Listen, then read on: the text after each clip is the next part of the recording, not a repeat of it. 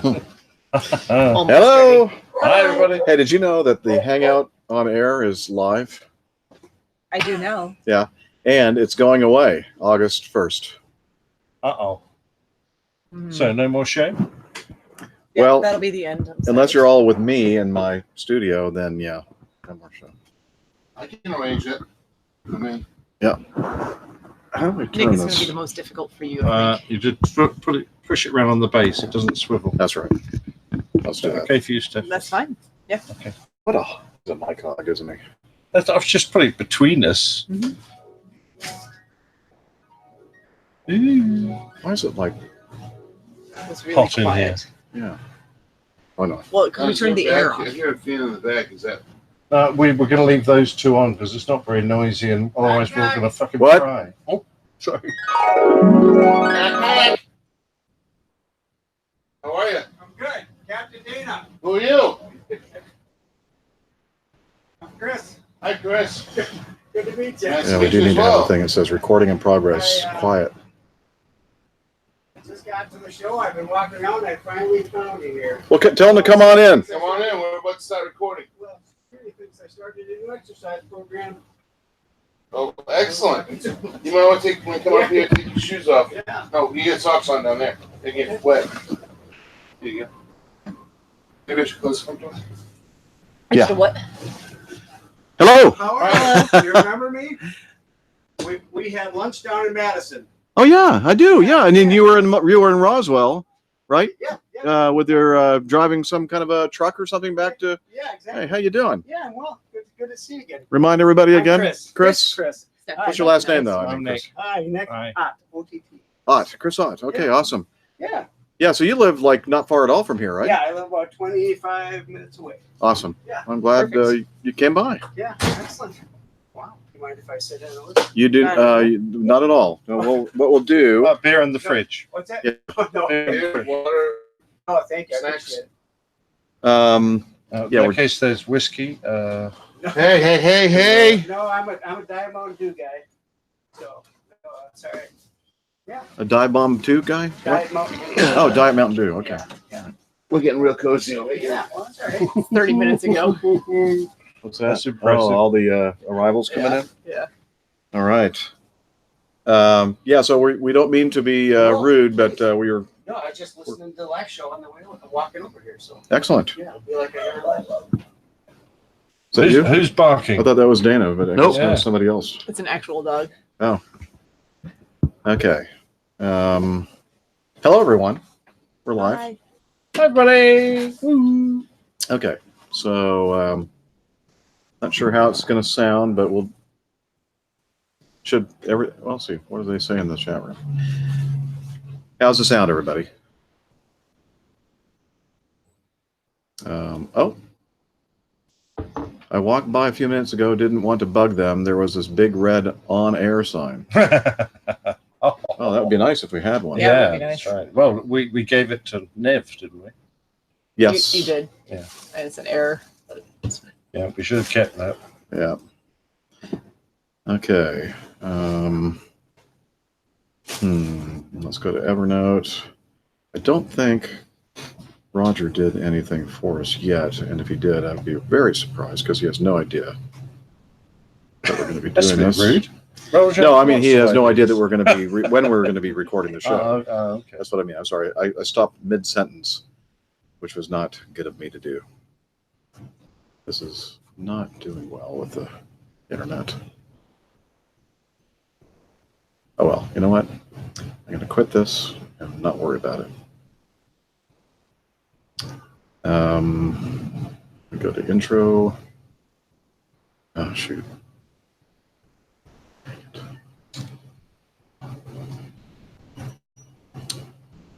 Four.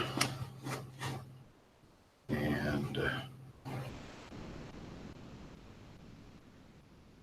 we'll have that in post. And anything we want to have in the notes here to talk about? No, just kind of talk about Oshkosh. That's John Wayne. What? John Wayne it. John Wayne it? John Wayne Carrot. I think we're live. these.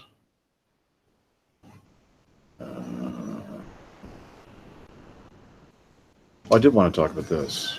I forgot to talk about it last time. About the RSS feed. It's already getting warm in here, isn't it? Yeah, very. I'm fine. Okay. 3-1. What do we reckon? Yeah, Liz, what are... Oh. No beer spills. No Right. beer spills. I'll do our best. No promises. Okay, everybody have the recorders on? Yep, mine's on. Okay. We're going to clap. Yeah. 3, There's no reason 2, to clap. 1. Wow. Is that what he does every time? That's why it's always off. Okay. Hello. We're going green. We're Okay, going that. green. And we're getting... That's what she said. Oh, it's like it's stereo. Oh, it's getting warm. Nick's having a hot delayed flash. reaction. Did we just have this conversation? We did. Still getting warm. Oh, it's fine. Getting warmer. Getting Hey, warmer. hey, Nick, that's because I'm reaching over and touching you. What with? Don't I ask. want to know. I didn't say one word. Yeah, she He said did. more than one word. Okay, let's just do this thing. It's true. Actually, It's true. wait, don't need audio hijack on. Quit. And Dana, have you broken wind? No, I Oh, haven't. why are you? I'm trying to cool myself off. Oh, is that what you're doing? Okay.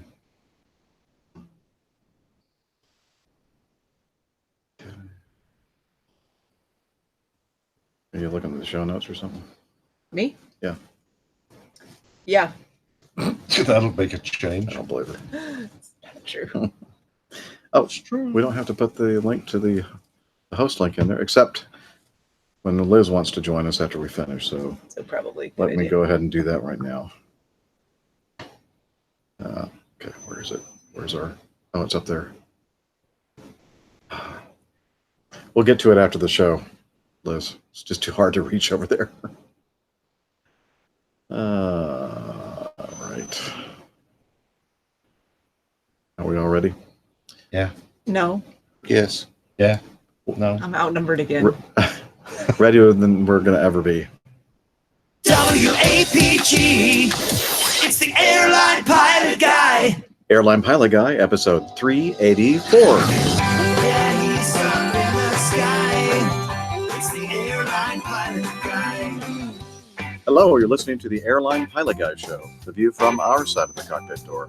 I'm Captain Jeff, broadcasting live from APG HQ Mobile in Oshkosh, Wisconsin. Today's show is recorded on the 21st of July, 2019. Yeah, he's up in the sky. It's the airline pilot guy. Get your ride and he's flying by. With the airline pilot guy.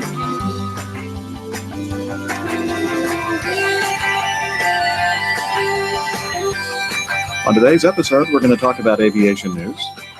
We're going to add our opinion and commentary, more news, feedback, and it really doesn't matter what I'm saying right now, but it's all going to be recorded over because Roger Stern is going to talk, and he's a radio professional, and I'm not.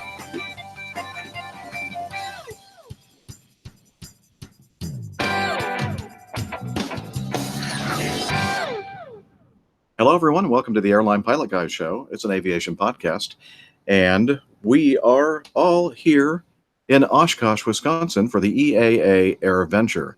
We're going to introduce everyone anyway, just in case you don't know who these people are. From Oshkosh, a doctor, skydiver, marathon runner, strength training junkie, IPA connoisseur, and commercial multi-engine instrument rated pilot is Dr. Steph. Hey, Captain Jeff. And that's okay. I certainly need a refresher on who everyone is and Do you? what their role is here and what they're doing. Yeah. Good point. Okay. Well, there you go.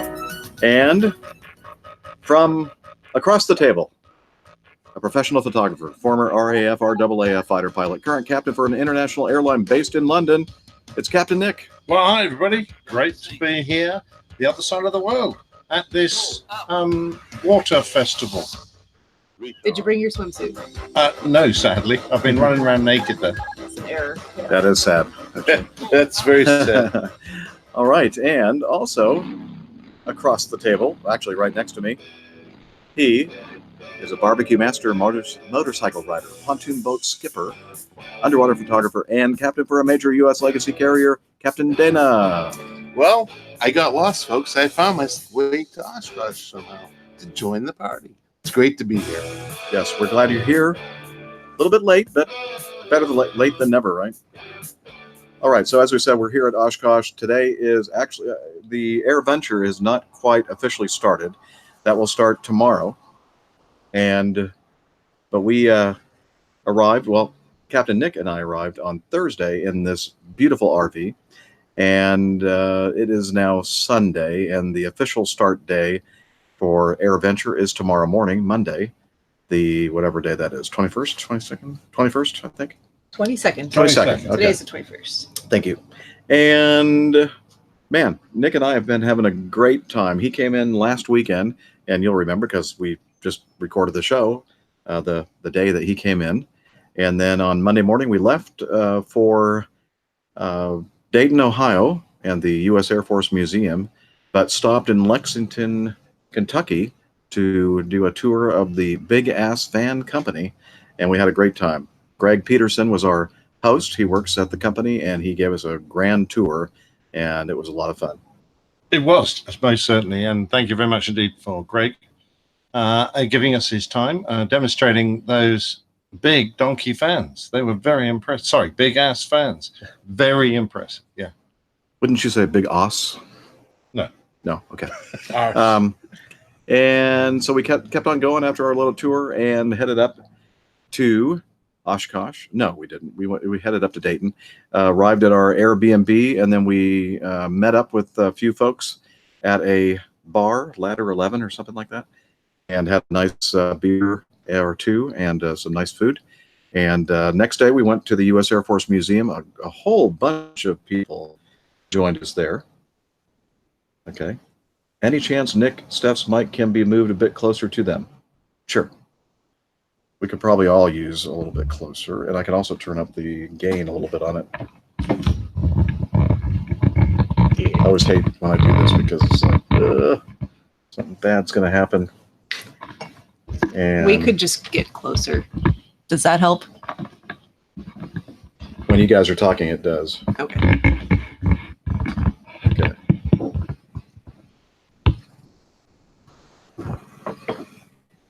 Fixed. I guess How's this that? volume. Very nice. So who was telling us that? Liz? Yes. Okay. So how is it, Liz? Let us know. Closer is better, she said. Okay. Closer Is better. is better. Much better. Okay. Very good.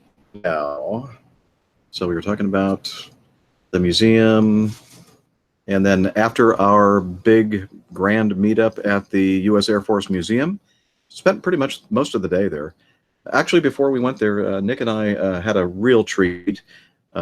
Major Rick Bell invited us to join him in a C-17 simulator, and it was a blast. We got to fly that. And what do you want to say about that? Fly in inverted commas, because it was like no airplane I've ever tried to fly before. The weirdest collection of hand flying and automatics. I think that I was just kind of confused a lot of the time. It was a different way of flying. It's an entirely different way of flying altogether. Yeah. It's a different Altogether. Where's that from? Airplane. Okay. I wonder if I have that sound effect. Probably somewhere. But anyway, we had a grand time and managed not to crash the airplane or the simulator. And Although I noticed every time I got close to the ground, the controls became a bit stiffer. Huh. Yeah, That's a bit harder to move. yeah, They're very odd there. might have been Yeah. Major Rick on the controls. Right? Exactly. Yeah. But anyway, it was a great time. Then we went to the museum and met up with all these great people. And then afterwards, several of the people that were there at the museum also came out and joined us at another bar, like a local co-op or brew pub or something. And we had a great meal there and some more great beer. And then we called it a night. Next day, we headed out from Dayton to Mokina, Illinois, actually Flossmoor. And I was always wondering why the people in that town all had great teeth. Do they floss more? I think they do. I think they floss I think more. it's mandated if you live in a Yeah. town with that name. You must floss more than the average person. Anyway, That's such a good joke, Jeff. yeah, I know. Thank you. He's only heard it a few times. And another Airbnb there, a little coach house. So I think that's what they called it, coach house, next to another house. And we had a nice meal at the bar at the train station. Good. The train station bar was very good. I like that. Had a good time there. And then we slept another night. And then the next day we headed over to the gentleman from whom we rented this beautiful RV. And he gave us a 2 to 3 hour checkout on all the systems. This is a very complicated thing. The systems of the RV and how to do all the slide outs and other safety precautions. Showed us how to drive the thing, went around the block, and then he said, "Okay, Mr. Jeff, sit down. You have it." And so we did a little test drive, and he wanted to be sure that wasn't going to crash the thing, I guess. And we passed the muster, not the mustard, and headed off for Oshkosh. And about 3.5 hours, just under 3.5 hours later, we were here in Oshkosh. Would you like to add any flavor to that? Yeah, there was a lot of screaming, most of which was done by me, particularly when a great big purple garbage can flew off a truck in front of us, and Jeff had like nowhere to go, so we just carried on and ran it over. Yep, that's the only thing we could do. Yeah. So there's now a very flat purple garbage can sitting in the middle of the I-40 something or other. Yes, or whatever Right. interstate that was at the time. How was your first night in the RV? How was the weather? Did get a little bit exciting. I've never been subject to a tornado warning before. Luckily, it wasn't for Wisconsin. No, we're not Wisconsin. We're in Winnebago. It wasn't for our county, was it? No, Winnebago County. Most of the severe weather was just a little bit to the north of us. I think they had a tornado touchdown in Appleton. That's what I heard. And we just had thunderstorms, horrendously heavy rain, big, fascinating clouds, a lot of wind as the gust fronts went through, and it all got very exciting for a while. So I just drank until I fell asleep, and that was it. I didn't have to endure it anymore. Yeah, that's pretty much a common thing every day. Just drink enough to basically pass out, and then you don't hear a thing. Just kidding. But it was very sad. I mean, we were great. We got our spot, and it's a great spot, but very sad for a lot of the other people trying to get in and take up their camping spots or whether some people had their tents completely swamped, blown over and things. There was some aircraft damage, certainly up at Appleton, where aircraft were landing because they weren't able to get in here. And then we had a second front go through, and that was equally bad. So basically, the place has become pretty waterlogged. It has. So I'm just looking out the window here. You may hear it in the background. We have the windows open. Even though this does have a very nice 3 air conditioning system, which I'm thinking we probably should have just left all that on and just closed the windows. I don't know. It was pretty noisy, like consistently. But I'm looking out the window here, and I'm seeing a whole bunch of RVs and trailers and such. So they must have finally opened up the gates for these people to come in. As before we started recording the show, we learned that they had stopped departures a couple days ago because of the weather and Arrivals.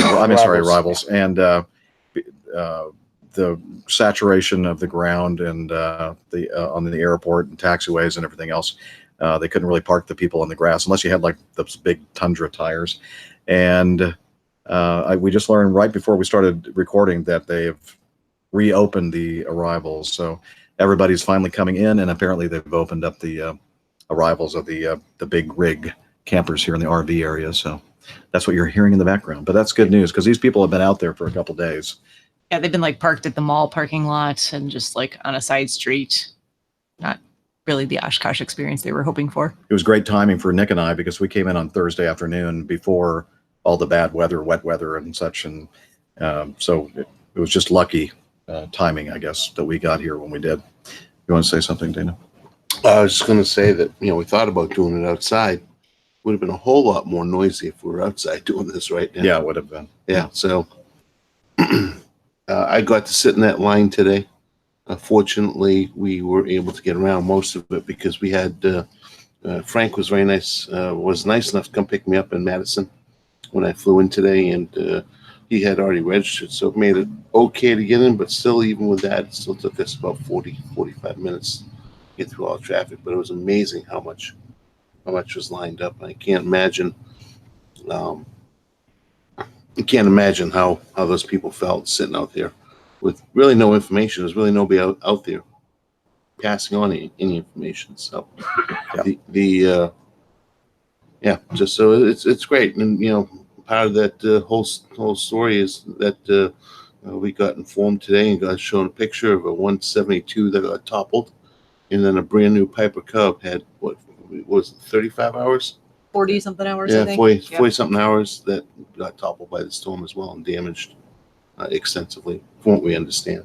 So it was pretty sporty up here, I guess, huh? Yeah, it was. So Nick and I arrived Thursday. Steph joined us yesterday.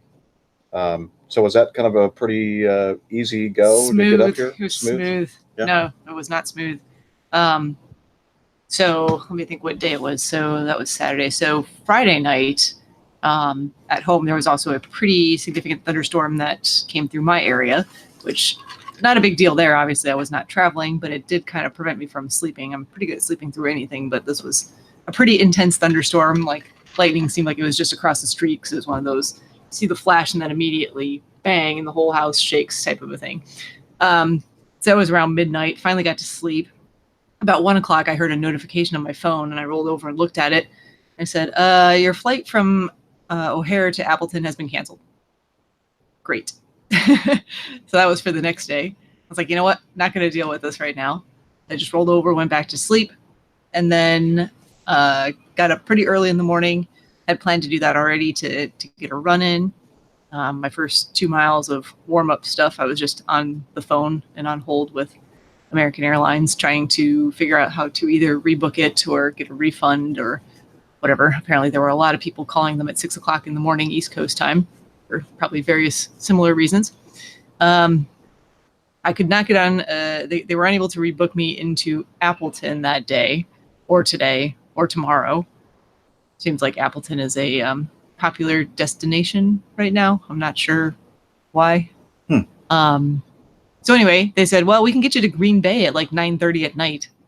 I went, no, I don't really want to do that. It's like, you know what? I'll just go as far as Chicago. Not a big deal. Rent a car, drive up to Appleton. You can rent cars one way from most of the major car rental companies here. But apparently they've had enough folks do that they did not have any additional one-way rentals available for any of the major car rental companies out of Chicago. Kind of a last-minute inquiry into that. So then I started looking around at other airlines and was able to actually find a seat on the United flight that was later in the day, like 4 something in the afternoon, 3:50, arriving just before 5 o'clock. I said, oh, that'll be okay. Still reasonably early in the day, not a big deal. Just a little bit of extra time to wander around O'Hare. And so got to O'Hare, no problem. Collected my check bag, checked in both of my bags with United just because I did not want to have to lug them around the airport for 6 hours. Decided that I needed to leave the airport to get a nice Chicago hot dog, an authentic one. And it was about 106 degrees real feel temperature in Chicago yesterday. Might be the sweatiest 1.2 mile walk that I've ever done. I did it twice, all the way down to the restaurant and all the way back. But you weren't sweating, you were glistening. Sparkling. Sparkling. Yeah, sparkling. No, I was quite sweaty. It was gross. And there was like a 16 mile an hour, 16 knot wind. I don't know. And it was just like hot air being blown in your face. It's gross. So then went back to the airport, found a space in one of the lounges, which was nice and air conditioned. Had a couple of adult beverages there. Boarded my plane. Everything boards on time. Pushed back from the gate on time. And the previously mentioned weather that came through here earlier in the day yesterday was approaching Chicago at that point, which the winds shifted and they decided to turn the airport around right after we pushed and were trying to head towards the runway. So then we had to wait for all of that to happen. I think we spent an hour on the ground taxiing at O'Hare. And the whole time this is happening, I can see the storm getting closer and closer. Like a lot of lightning, very dark looking clouds, and I was sure just a lot of wind and nasty things coming with it. But we were able to get out just before it got there. So 2 hours gate to gate, O'Hare to Appleton, which is like, I don't know, how many miles is that trip? 150 nautical miles, maybe? Maybe. Yeah. So little delayed, but got here just fine. Eventually found someone to find my checked bags, which actually came on an earlier flight than I did. And then, these guys picked me up. Frank Chandler, very nice for him to come up to Appleton and collect me as well. And I've been here ever since. Oh, Frank's been a complete trooper, isn't he? We've Oh, yeah. a sincere thanks to him and his fantastic daughter, who's also a Steph, who has he's been brilliant. He's been taking us around the place and take us out shopping more or less every day, offered use of vehicles and things, and been really great. So thanks very much indeed, Frank. Yeah, big shout out to Frank. And so not only did he take Nick and I up to Appleton to pick up Steph, but he also this morning headed out early and went out to Madison to pick up Dana. Yeah, it was great. He was waiting there with a smile and videotaped me come down the escalator, and he just was just such a great person to ride from Madison to here. And we actually spent about an hour and a half, maybe a little more.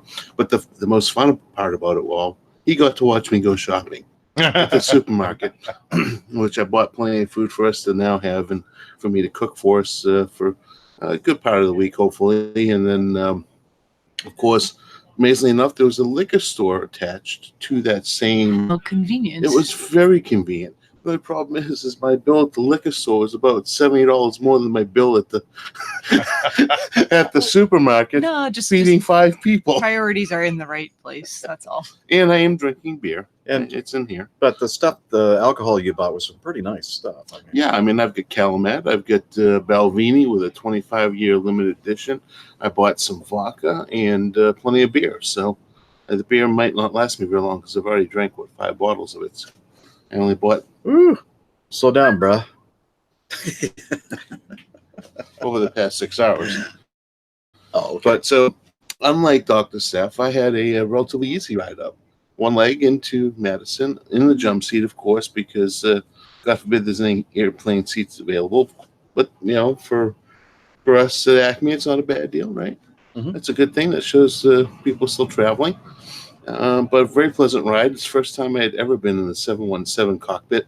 I've been on the 717 before, but never flew in the cockpit. And the jump seat's a tad bit smaller than the Mad Dog 88 and 90.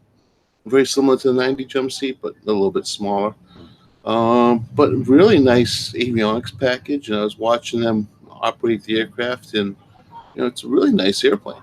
So if I do go fly that aircraft, I'm actually kind of looking forward to it because it seems like a quite nice flying airplane as well. Yeah, as I said before, everybody that I know who has flown it or is flying it, love it. So there you go. Excellent. So here we are. Here we are. Absolutely. Yay. Yay. Thank you, Frank. Yes. Here's Thank you. let's Cheers. Cheers. to Frank. definitely Cheers, thanks. Frank. Cheers. And his wonderful daughter, Stephanie. So Frank, when's dinner? Exactly. Just kidding. Let's see. What else do we want to talk about? This RV is really nice. But we've been telling you about it for quite some time. But it's nice and comfortable. We'll really get to test its capacity tomorrow because the 5th member of the crew, Liz, the producer, she's coming in tomorrow, and we'll. We're sorry you're not here right now to join us for the show, Liz. Yeah, Liz, but you're here. Well, you're not here, but you're. She's in the chat room. So she's still kind of controlling everything from her position in Toronto. So anyway, look forward to seeing her tomorrow, and then we'll be all whole. All right. Can I just do one quick shout out? Absolutely. For a family member, really. My son's girlfriend, Bethan, has a friend. I'm not quite sure if it's a friend or relation, Reese Parry, who is apparently a devoted listener. Oh, So brilliant. Thank you very much indeed, Hey, Reese. for listening. Hey, Reese. Very good. Excellent. Just quickly before we get into the coffee fund, something came in. I meant to mention this on the last show. Richard said, "Hey, my name's Richard. I recently started listening to the show. I have a question. However, not sure you may be able to answer it. I'm trying to listen to all the episodes starting from 001, episode 1. However, on my iPhone podcast, it only lets me go back as far as episode 93. Is there something I may be doing wrong? Would really like to go back and then subscribe as a patron or to the coffee club. Thanks, Richard." Well, Richard, we do have a way for you to go back. The reason why I decided to start at episode 93 is because Dana was on episode 90, and I just thought it was bad for new people to start at that one. No, I'm just kidding. They should just cut it off at 91. Yeah, that's true. See, that's why you know that I'm not really being honest here. So the way the podcasts are delivered are via something called an RSS feed. And that's the way iTunes and podcasts and all these other apps work. And there's a lot of information in that feed. And there are some rules out there as far as how much data can be in this feed before it just becomes too great. And at a certain point, they start lopping off episodes from the beginning. So we are right now about episode 93 to 380. This is 384. So you can still listen to the show by going to the website, airlinepilotguy.com, and there is a podcast tab. You can do a search on the website and just search for like 001, and then you can listen to it from the website. I'm sure that there's a way that I might be able to work with the podcast guru, Mike Dell, to come up with a way, perhaps maybe make a separate RSS feed, and then we can have a feed for the early episodes, maybe the first couple of years, and then a feed that covers all the new stuff. But we're going to work on that. EPG, the early years. The early I years. like it. Yeah. And so you can always go to that to the website and listen to all of our shows. So, and I think it would work if you went on Google and just typed in APG 001, APG 002, and it'll probably take you right. Let's do an experiment, see if that works. A live experiment on air while we're recording. Steph's going to do it before I can do it. Nothing could possibly go wrong. Oh, no, I'm just in the chat room. Jeff? Oh, okay, one. Yeah. That's why I was reaching for my phone over here. Yeah. On Spotify, Mhm. I can get all the way back to the very beginning. Oh, excellent. I don't know why Spotify has even, because Same- they're there using the is same feed. APG 001. Oh.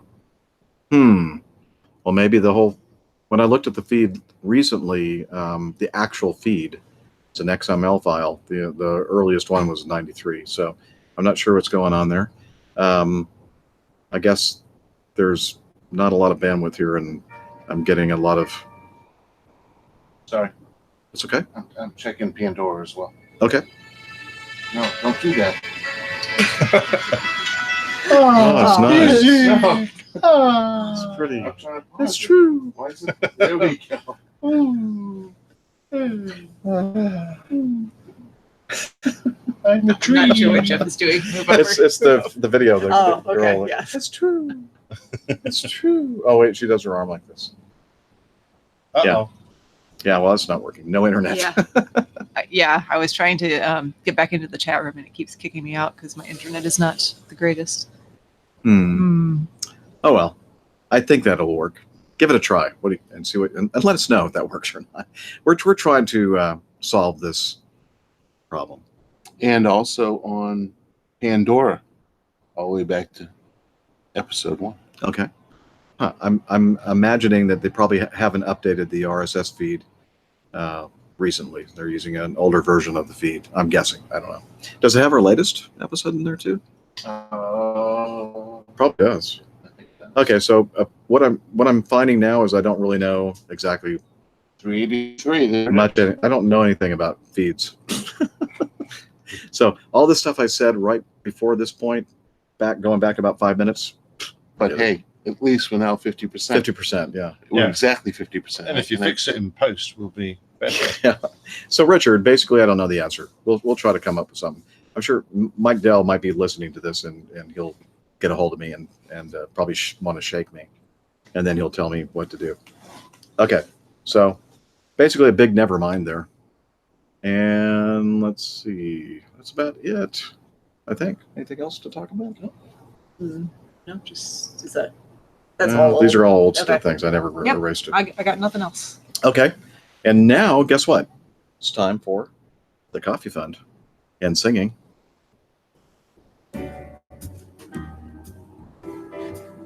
You got the words?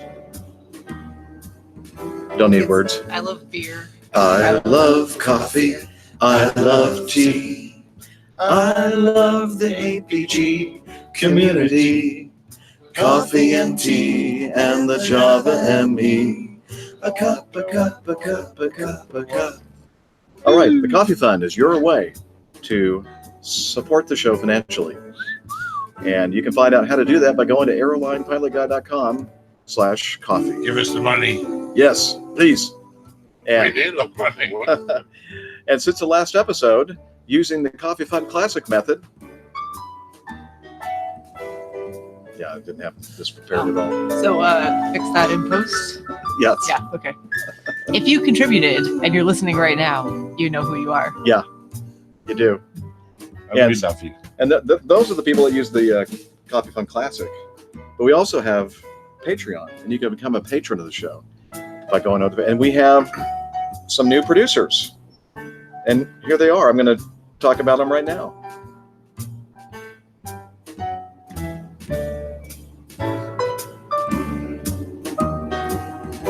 Or maybe nobody contributed. No, there were some. Nobody loves Yeah, us. so we have some new producers. So hey, thank you all of you for becoming patrons of the show. If you, listener, want to become a patron, head over to airlinepilotguy.com/coffee. You'll be glad you did. And so will Will we. we? So won't we?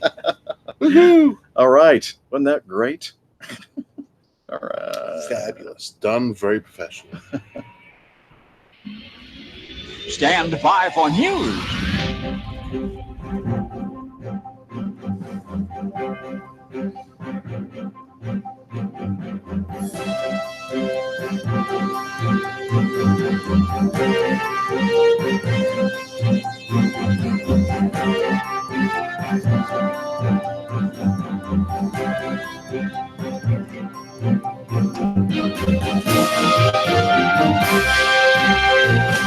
From the mirror.co.uk, 9 people are dead after a small plane carrying skydivers crashed into an island in Sweden.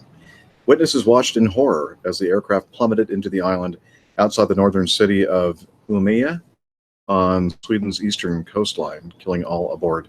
One witness said he heard the strange sound and watched as the plane plummeted nose first toward the river then crashed out of sight with a loud bang.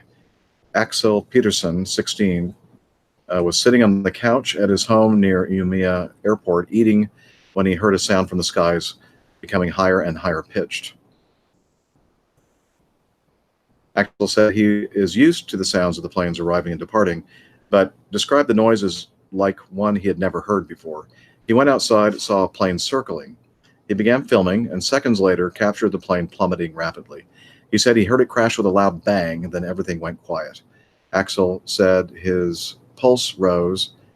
Oh, said his pulse rose. What does that mean? His pulse went Oh, his Heartbeat fast. okay. Axel said his pulse rose and he barely breathed, thinking, what the hell is happening now? What the hell is happening now? What do I do now? How's that? Should we do a more dramatic reading of that? No. Okay. And good in Swedish.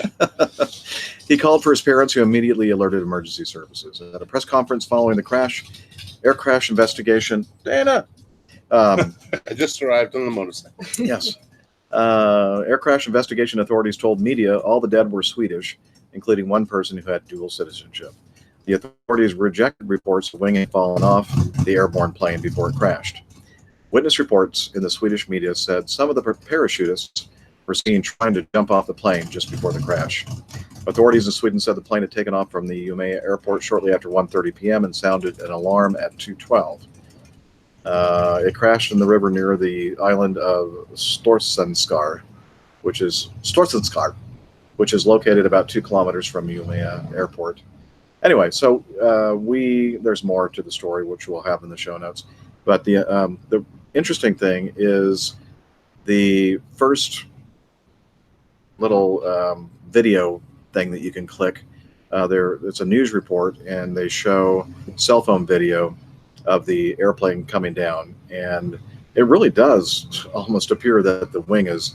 It's very fuzzy, hard to see, but it almost does look like the wing had fallen off. But I don't know, that might be the nose right here and the body of the airplane right here, and these are the wings. I don't know.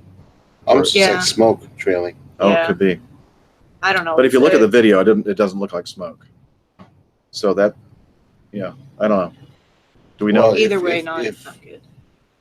So what about? If that's the case, then I would say the shorter part of the photograph looks like the body of the airplane. Yeah. And the longer is the There's a wing, and so missing. one wing's gone.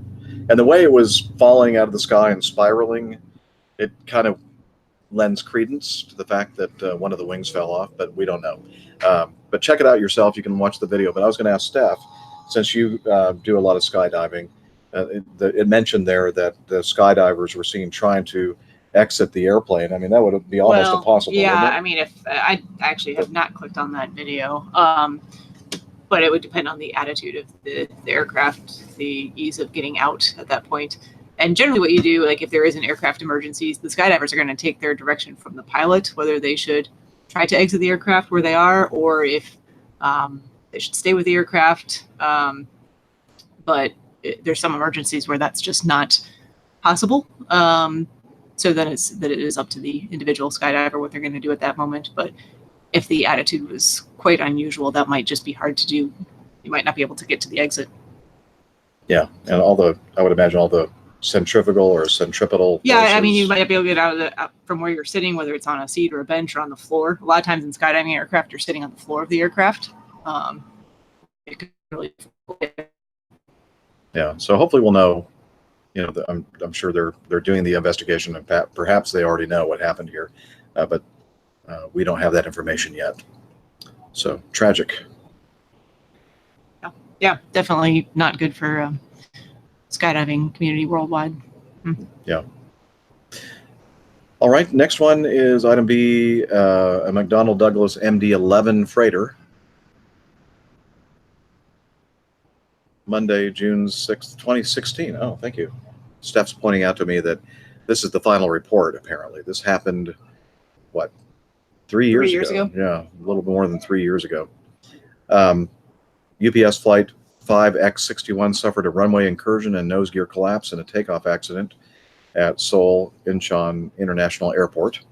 The aircraft, a McDonnell Douglas MD-11F cargo plane, was bound for Anchorage, Alaska. The aircraft's takeoff weight was 629,600 pounds, which was below the maximum allowable takeoff weight of 630,500. It was pretty darn close.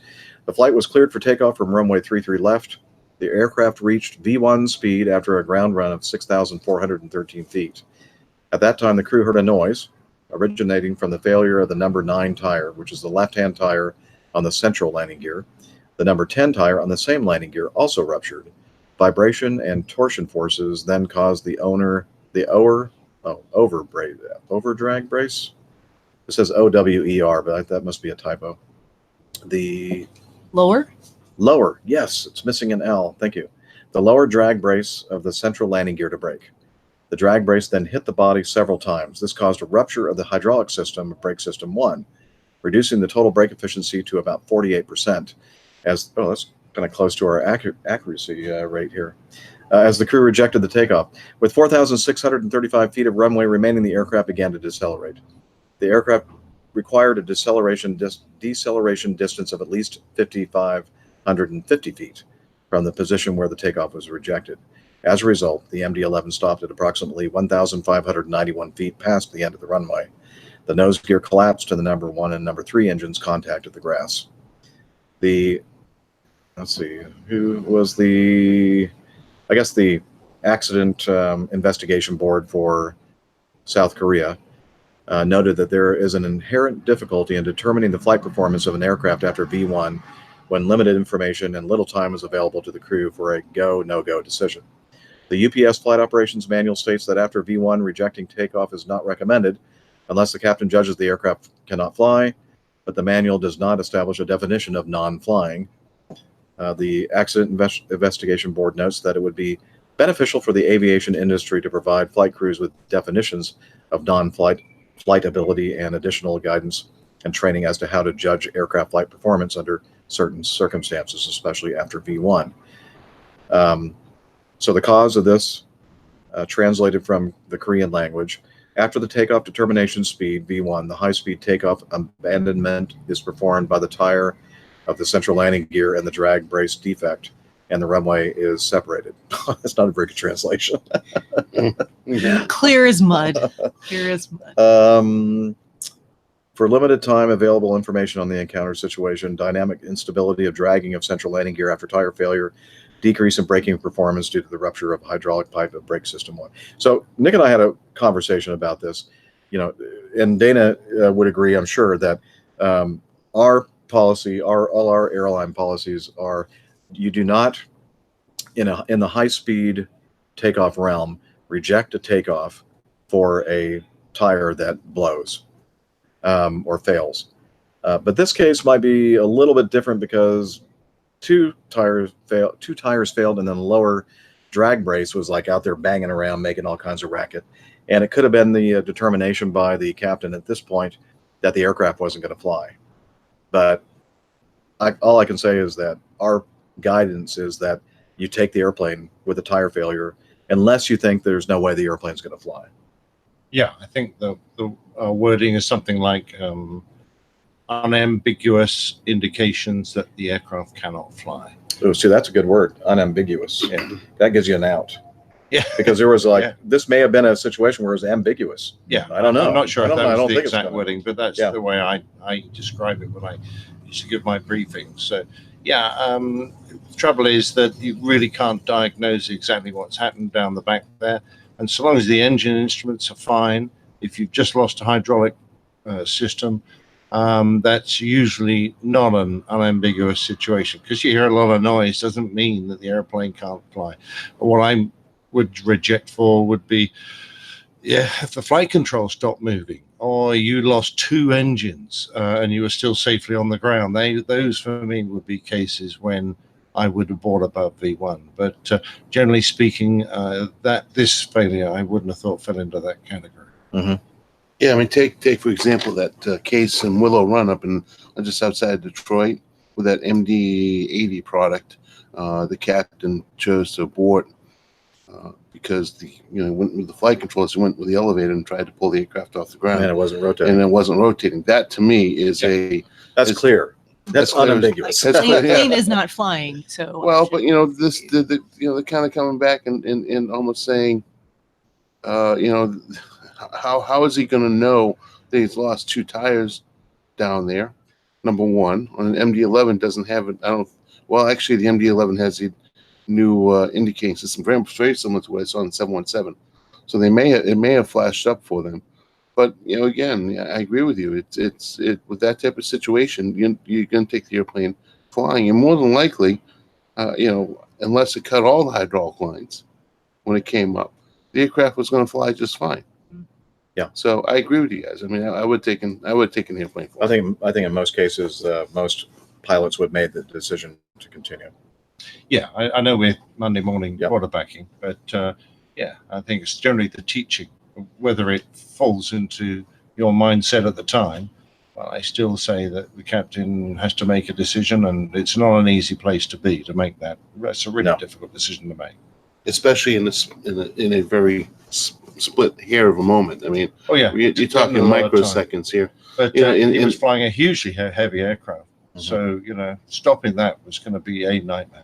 Right, and probably the only indication he had in the cockpit. I mean, he doesn't know it's separated down there. All he knows is that he's lost his 2 tires. And that's just my basis on knowing that the 717 flight deck instrumentation is just like the MD-11. So they had the ability to, it probably flashed up that he'd lost 2 tires. But that's probably the only information he had, be my guess. Yeah. And, that's only a guess, folks. And you're quite a ways, I think, from the cockpit to where that center gear is pretty far aft, so you may not even been able to hear any of that. going on. I don't know. But they Anyway. say they heard the banging Mm-hmm. on the flight recorder. All right. Anything else to say or add on that? Okay. Robert Fairbairn sent us in this piece of information from avweb.com, and it's regarding the ADS-B pre-flight requirement issue clarified. So some pilots and operators will have another series of pre-flight checks to conduct when the ADS-B mandate kicks in on January 1st, 2020. The FAA says in a new policy statement, it will be up to pilots and operators to make sure the gear, I guess the ADS-B gear, will actually work along their predicted flight path. As part of the flight planning process, operators will be required to exercise, quote, due diligence in the form of a, quote, pre-flight availability prediction to make sure that an adequate GPS signal is available for the ADS-B out to function properly for the full flight. In most cases, the due diligence requirement will be satisfied by checking the FAA ADS-B service availability prediction tool, that just rolls off the tongue, the SAPT, for the intended route. Doing so creates a record in the SAPT system that the pre-flight work has been done. So you're... Yeah, they're checking what you're doing. Interesting. The check is targeted mainly at those equipped with non-WAS GPS receivers because they're more vulnerable to service disruptions that makes ADS-B less reliable. The FAA also notes that if the GPS status changes while the flight is in the air or the SAPT itself is unavailable, pilots will not be sanctioned for non-compliance with the ADS-B requirements. Likewise, if weather or other circumstances require deviations into areas where GPS is unreliable, pilots will get a pass. When planned or known GPS disruptions occur, the FAA will issue a NOTAM. An earlier story based on the FAA policy statement mischaracterized the scope of the pre-flight requirement, and the FAA is supplying further guidance on its applicability. So, there you go. Anything to add? No, but I did think it was interesting that it records it in the system when you do the pre-flight work. So, not a terrible thing, but I feel like more things might go that way in the future, just in general. Is this because that accountability. GPS is not as reliable as they thought it was going to be? Like the GPS array being not No, quite as... It's the different GPS availability. Like, for example, we're being retrofitted on our aircraft. So maybe we don't have quite the, I don't know if we have a WAS GPS on our airplane. No, we don't. Right. So But I'm saying I think it's more about the availability of GPS than it is the equipment in the airplane. I think so as well. But some receivers are just more susceptible to those service disruptions. Right, because they're talking about for the intended Mhm. route. So you look at your route and to see what the GPS array... It says right here, the check is targeted mainly at those equipped with the non-WAS GPS receivers because they're more vulnerable to service disruptions, which is So from any the of them GPS can array. be vulnerable to that. It's just that if it's non-WAS, it's a little bit more likely. More likely. So that's... But yeah, I think the overall point being there can be service disruptions in the GPS system, and they want to make sure that before you go flying, if you're going to be just because of ADS-B out to be functioning properly, you need to make sure that that function will work since it's mandated to have it. Because next gen is basically predicated upon this ADS-B out. GPS array in the system and everything else, and that's why they're decommissioning all these ground-based navigational aids and everything else. And I wish we had dispatch from Mike right here, right now, to comment on that. That would be good. Yeah. Mike. Yeah, but I think Mike? I don't know where he is. Well, maybe he went back to Fond du Lac to get his plane now. Yeah, his plane's in Fond du Lac because they wouldn't let him come in here to land. But maybe one of those little airplanes that we were looking at on your app stuff, maybe one of them is Mike. There are quite a lot of them. Yes. Can you tell from the little green airplanes which one's his? No. No. Okay. Anyway, moving on to D. Airspace over Pakistan reopens. We talked about this on an earlier episode. Pakistan closed their airspace, and now they have fully reopened its airspace to civilian flights nearly 5 months after it was closed, after a standoff with India. The closure forced international airlines to reroute around Pakistan and cost them tens of millions of dollars. State-owned Air India and other Indian airlines were worst hit. Pakistan shut its airspace in February after India carried out an airstrike against what it said it was a terrorist training camp in Pakistani territory. And I'm not going to go through all the details of, all the political details of why they were fighting with each other, but basically the two countries were shooting down airplanes and firing things at each other. And they said, we should probably shut down this airspace. It doesn't look like a friendly place to be flying. But apparently they've worked out all their differences, at least enough to open up the airspace again. It certainly hit the Indian carriers, didn't it? Because I'm looking here at the losses that Air India, SpiceJet, Indigo, and Go Air, they lost nearly $80 million due to the closure of that airspace, and that's presumably just because they had to route around it all the time. Yeah. So, guys, make peace, not war. That's right. You'll make more money, honest. Yes. Peace, love. Money. That's our motto here. Yeah. Peace, love. We love peace and money. And money. Okay. Did I mention the coffee fund? No, Yeah. just kidding. Okay. Moving on. A small plane ditches in water off of Maryland, near Ocean City, Maryland. The sole occupant was evaluated by paramedics and released. He was identified as Trevor Deal, 23, of Reedville, Virginia. According to the preliminary investigation, witnesses said that they were on the beach at 20th Street about 6:15 p.m. when they saw a single-engine airplane crash into the ocean about a quarter of a mile from the shoreline. And it's really cool. The real reason why we're talking about this is that video that somebody took on the beach in portrait mode. Yeah, what are you going to do, right? Every time. I know. But anyway, it's still a good video. It shows the Cessna 172, I believe. Yes, RG. Coming in and basically right before it splashes or touches down in the water, and nobody was hurt except for the airplane. RG is Retractable gear. So, question mark, did he have his gear down? You know what? I don't know. I'm trying to remember from the because I actually did watch this video and I didn't realize it was an RG version of So the maybe plane. it did have its gear down. Then I have to go back and watch it to be sure. I've had just a busy week and I don't remember. But yeah, a job well done, to be honest. If you're going to put the plane down in the water, I think he did a really good job of it. Just looking at the attitude that he landed at and trying to minimize injury to himself and others. So He left the gear up. So, good decision, young man. Yep, definitely. I I mean, at the end, it does. much easier to. The plane does nose over a little bit Yeah. at the end, but I mean, you have all your weight at the front end. That's good. So- Well done. Oh, that's how they did that. Yeah. Okay. I'm thinking, what are they looking at to see that he didn't have the gear down? Oh, they're looking at the chat room. Yeah. The people in the chat room know. Okay, very good. That's why we have this on. They're our second. Thank you, everybody in the chat room. We appreciate it. All right, and then finally, by the way, we'll have that in the show notes. Do watch the video. It's Oh, pretty, this is my favorite cool. though. Of the week. yeah, this is the best one. Thank you, Liz, or whoever found this. Okay, this is from globalnews.ca. So a Canadian news. This has got to be Liz that came up with this one. She looks at all those Canadian sites.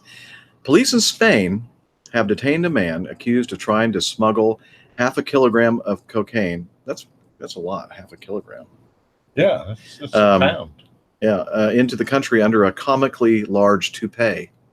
The Colombian man arrived in Barcelona on a flight from Bogota on June 18th, according to the Spanish National Police. Authorities noticed he was wearing a very tall wig and looked extremely nervous. He was also wearing a hat in an effort to conceal the wig. Police questioned the man and asked him to remove the wig. He did so, revealing a large packet of cocaine glued to his balding head. Hey, at least it was kind of matched his hair color, though. You got to hand it. Yeah. Right? I mean, it matches his hair color, but it's like way above his head and does not fit the proportions of his head. It Like a doesn't big look- giant hamburger patty. Yeah, it looks like he's got something underneath it, which he does. So Yeah. not suspicious at all. But the photo of him Oh, with the just wig on. with the It's wig on pretty is the hideous. funniest. It looks like a turd wrapped in saran wrap on top of his head. Yeah, that's a Yeah. good description of it, Dana. It does. Oh, I man. love the way they say the slow word. I can't quite read it. Suspect? Oh, Ingenuity. Ingenuity, thank you. It's a bit small on my phone. The ingenuity of the drug traffickers has no limit. I'm going, well, that's not very clever if you ask me. Sticking a pound of cocaine. Apparently, it does have a limit. And certainly been tried before. Police have found drugs hidden inside breast implants, fake buttocks, wigs, and various articles of clothing. Maybe I have a future in drug smuggling. Yeah, you know what? Well, if you your were wigs wearing are, your you need your other. Guy Fieri thing, then I don't think. Probably work out. Yeah. Especially if it's like 4 inches above the top of my head. Right. Yeah. Well, Yeah, it's literally sitting like above his head like a helmet. yeah. Big fail there. Big fail. Actually, kind of looks like a biker's helmet with hair on it. A little bit, yeah. Yeah. Yeah. It's the shape of it. True.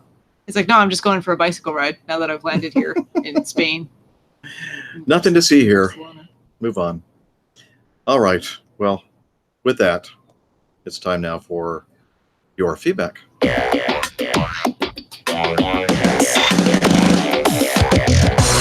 Captain, incoming message. All right. We're going to start with item 2. Ben Ippolito sent us. Oh, never mind. Looks like she already took that out. Okay. Thank you, Liz. She changed the order. This is from Rolls-Royce Trent. Just wanted to stop by and give you an update with what I've been up to over the past few years. Since it's been it's way too long since I've reached out to you all. I was one of the people that put together the meetup at the Louisville Slugger Museum in August 2017. APG 280-ish. Since the meetup, I deployed with my Air National Guard unit to the Middle East for 6 months to refuel many different types of military aircraft. This unfortunately delayed my commercial flight training.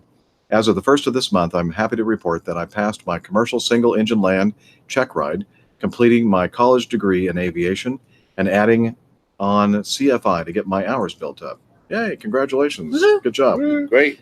Okay, to the APG crew, what master's degree would you recommend to get that would be useful in the airline industry as a management pilot or as a backup if for some reason I cannot keep a medical?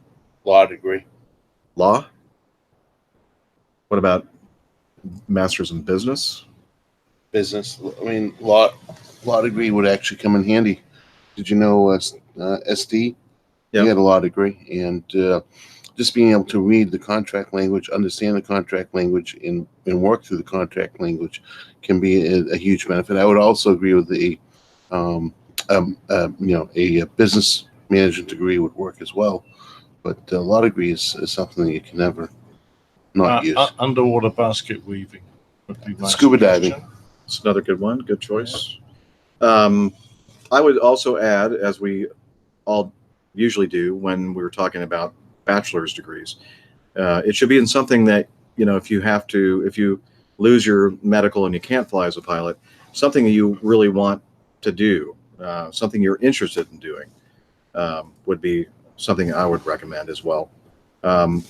And I will also say that getting a master's degree isn't necessarily a requirement to get hired by the airlines for sure. I'd say 90, I don't know the exact breakdown, but 90 something percent, maybe 98, 99% of pilots hired out there that have college degrees have just the standard 4-year bachelor's degree. But since you mentioned as a management pilot, yeah, that's what we'd recommend, I think. Yeah, I don't really have anything to add to that, to be honest. I think that's good advice. All right. Dana. Oh, I'll skip Dana's part because Dana's up retrieving some beer from the fridge. I'm catering to the crowd. Catering. He's our caterer. Let's see. Oh, well, that was the only other question he asked. Okay. So listen to me ask the question, then you can come back around and answer it. I'm hearing it. Okay. With regards, I think Nick's trying to get your attention, Dana. I was going to finish it off too. There's still a dribble in the bottom. Oh, he took away Nick's beer. He just before. wants to finish off his spitting in that bottle. If you can hear me. Okay. Yeah, they can hear you.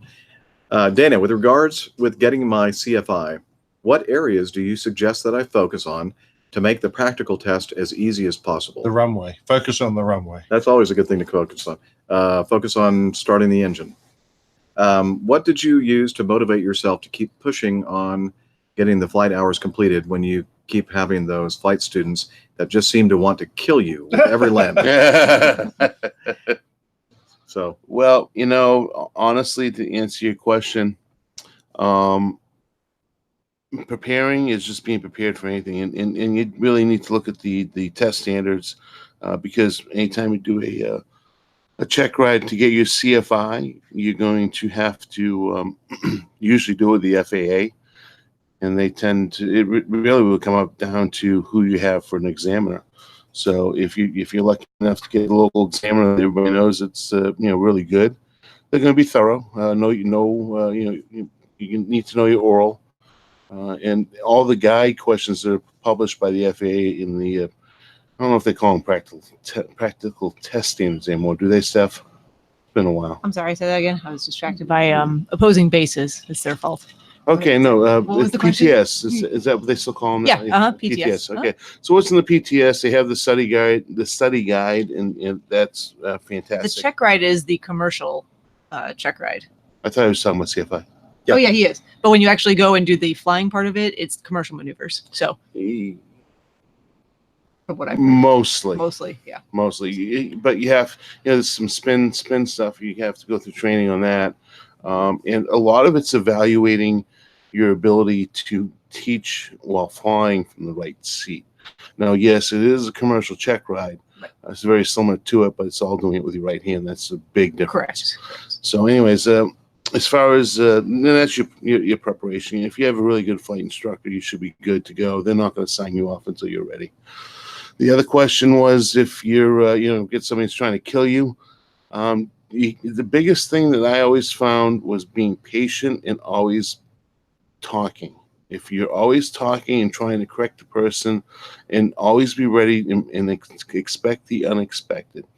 So if your student's going to try to land the airplane for the first time, don't sit there with your feet on the floor and your hands in your lap. Always follow them. I mean, always get to know the person and really talk to them until you build up their confidence. Any in CFI that I had coming all the way through, the biggest thing that I always was faced with is the inconsistency.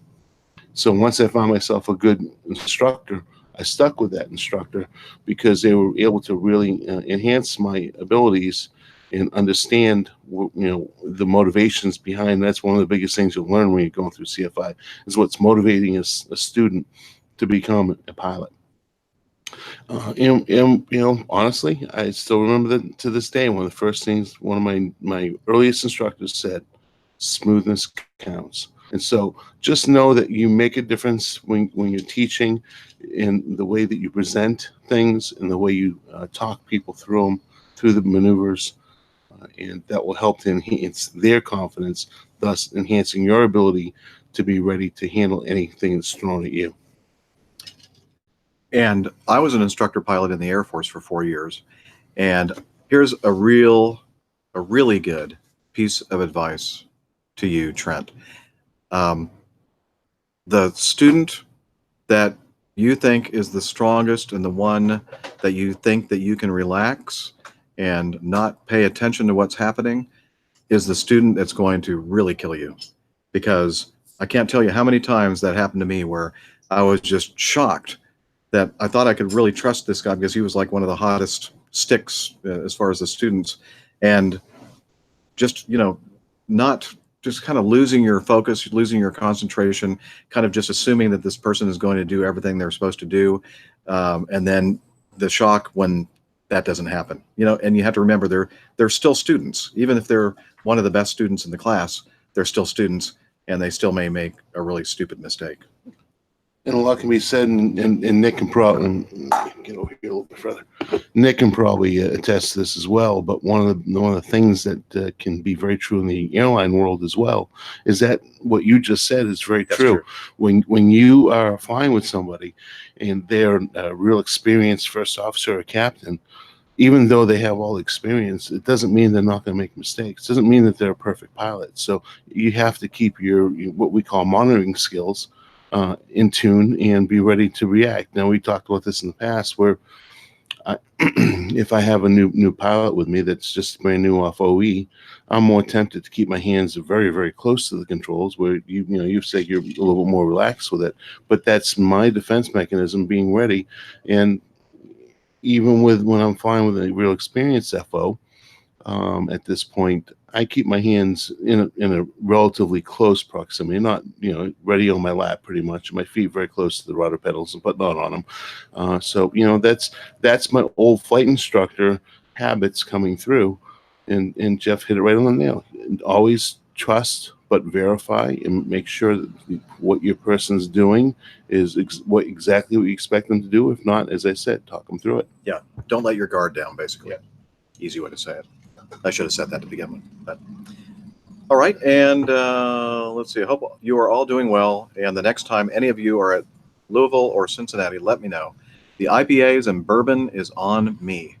Oh, that's going to be messy. Yeah, maybe just in your, Did he say Indy? No, he said Louisville, Louisville. or Cincinnati. maybe just consume them. but- That would be less messy. Yes, that's definitely less messy. And Dana, you're going to need to pay attention to this last postscript. Can we please have a moment of silence for the 45,000 barrels that were lost just a few days before the 4th of July? Mm-hmm. Here is a link to a local news source about the fire, and it talks about the Jim Beam fire at their distillery. They estimate a $50 million loss. So let's just a few seconds of silence. It's okay. It's all right. Don't cry. It's okay. Don't cry. They can do more. It's just They can make more, but it's going to cost me a lot more money in the short run. Not a happy fish. Well, Drunk happy. a lot of dead fish too. probably. Yeah, alcohol poisoning. Thanks, Rolls-Royce Trent, for your feedback.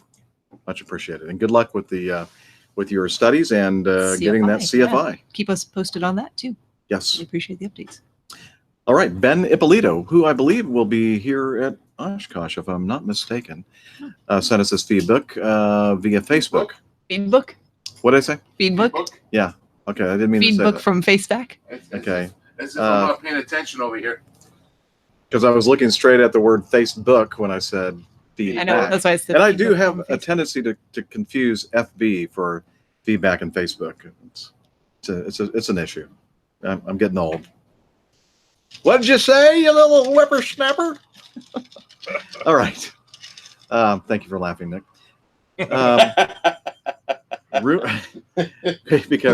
Because Steph and Dana were just had this sad look on their face. Rumor mill says that that's fuel, quite a lot of it naturally. So where do I start here?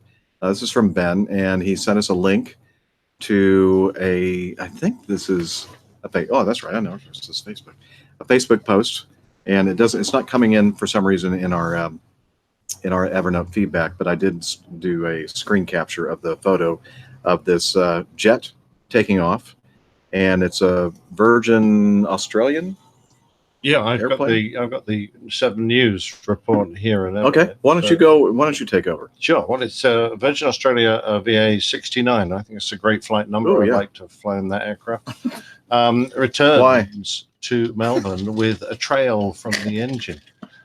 So a Virgin plane bound for Hong Kong turned back to Melbourne because there was a trail of vapor coming out of one of the engines. It took off at 10:26 on Wednesday from Melbourne, turned back about half an hour later due to an engineering fault. Well, I don't think it was an engineering fault, but I think I know what it was. Footage showed a trail, what appeared to be from the right-hand side of the plane as it leaves the tarmac. The 330, which was something I used to fly, made it as far as Swan Hill. That sounds of America, doesn't it? Swan Hill? Swan Hill? Before I don't know. It doesn't sound familiar at all. I think it's in Australia. But it landed safely. And you can see quite a distinct trail of vapor coming out of the engine. Now, my guess was fuel leak. So it is reasonably common for aircraft to have a rupture, a break in the fuel pipes, and you get a fuel pouring out. It can be from a tank or from pipe somewhere. And this looks like, obviously, you've got to feed fuel to the engine. So it looks like the fuel pipes at some point prior to entering the engine have ruptured and allowed fuel to go out. And it did a Yui, as they say in Australia. We So- say it here too. Yes, we say it here too. Do you really? Oh yeah. Yeah. Hang a Yui. Okay. Yeah. that's good. Did you mention that earlier about that was like an Australia thing? Someone said Yeah, that. Yeah, well, Very Ben did. Australian. Oh, yeah. And I did. Oh, he did. Yeah. I responded to him Like, and said, we- well, that's a thing here in the U.S. We say that. Hang a Yui. Yeah, he had it even pronounced like a pronunciation guide for us. Oh, excellent. Well, there you go. So I don't know about the Chuck a Yui, though. I never heard of that. No, not chuck a Yui, but definitely hang a Yui. Yeah, hang a Yui, right? Oh, pulley Yui. Pull a Or Yui. pull a Yui. Pulley Yui. Yeah. Okay. Well, Chucky U is good. I like that one. Oh. So Of course. Spirit, yeah. Have to be Yeah, different. the only Yeah. Brit sitting here. I'm half Australian. Which half? The Yeah. good half or the bad half? The good half. I wouldn't be bragging about that if I were you. Really? Okay. Fair enough. So you'll remember the incident of the A330 Canadian bunch ran out of fuel going past the Azores, and Air Transat, there you go, A330. diverted into Oh, in the Azores. yeah, that airfield down there. I can't think of it. He did the longest glide that any airline has had to I've do. landed there. Del. No, it's not Dell. LPLA. Palm? No, not Las Palmas. Anyway, Someone in the chat room, please help us. Yeah. The Azores Air Transat flight. Please tell us what the. Oh, I got it almost. It's shoot. anyway, I'm looking it up, it, but they'll probably be faster than I am. after that incident, not Airbus rewrote all the fuel leak drills and made it much simpler for a crew. Largest, thank you. To And that was from my identify where a fuel leak was coming from. And in the event of it coming out of the engine area, it could be coming from the pylon or it could be coming up downstream of the fuel valve. So you can either shut the engine down and see if the fuel leak stops. You can try isolating it, but basically 30 minutes after takeoff, even if it's streaming fuel, it's not a major problem. You may not even decide to shut the engine down because, you with an engine down, you now doubling up the problems. You've got a fuel leak and now your single engine. If there's no danger, you might consider it safer to do a two-engine approach and shut the engine down once you're safely on the runway. That's the captain's call, depending on what indications he had and how severe it was. But it's an interesting one, that one. At least it was recognized nice and early, and now the software in the Airbuses will very quickly recognize a misbalance in tanks that could potentially be caused by a fuel leak and warn the crew. Yeah, don't we have that too, Jeff? Yeah. Sure. Good. I'm very glad to hear it. No, it's It's our eyes sarcasm. and the mass between our eyes. Inside of our head, between our ears. Yeah, we have to be The paying mass attention. between your ears. Okay. It's not the mess, the mass. Mass. Never mind. I was going to say something, and I'm going to refrain. Thank you. I'm Wow. going to keep that to myself. Such discipline she has. Just after, real nice. After I went and got you guys beers, right? You didn't get me any, but I didn't say anything bad. Well, I asked you if you'd like another. You I know, but I declined. still have a gin and tonic. Yeah, two I didn't say sips. anything particularly bad, did I? No, Not particularly, no. no. Just No, checking. I don't You're think just I'm- laughing at me. You might Which is, no, I didn't. he was just no. laughing at me, which I is was just quite laughing. common, actually. I was just laughing. He was laughing because he just enjoys being together with the Yeah, whole crew, absolutely. except Liz. So I do like being together with I- Liz. do too. No, I mean I think we all do. that you're laughing because you're happy to be with us, but Liz is not here. Keep And it would be digging, Jeff. better. Keep Okay. digging. Yeah, I don't know why you're still talking I don't know. about. Okay, I'm going to move on. Item 3. Speaking of Liz, this is from Liz. Mississippi crash from cap.news. I have no idea what that is. Civil Air Patrol. Oh, Civil Air Civil, There we go. yeah. That makes sense. A young Civil Air Patrol pilot lost her life, and FedEx made a wonderful gift to her family. Well done, FedEx, in tragic circumstances. So The article continues that the Civil Air Patrol cadet died from serious injuries on July 6th when the Civil Air Patrol plane she was piloting crash landed on the Ole Miss golf course in Oxford, Mississippi.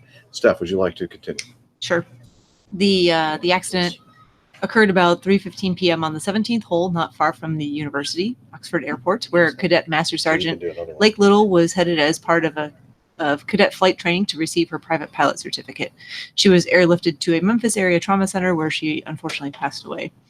Right now, our focus is on Cadet Little's family, and I'm not laughing because of the story. I would just like to clarify this is a very sad and serious story. Unfortunately, Captain Jeff is making it quite difficult for me to read.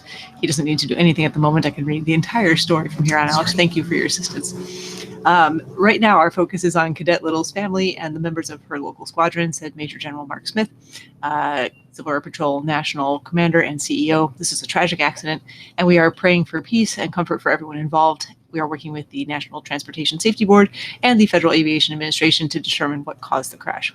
Little, 18, of Starkville, joined the CAP in August 2017 and had earned 6 promotions during her nearly 2 years of service, the latest to Cadet Master Sergeant in December.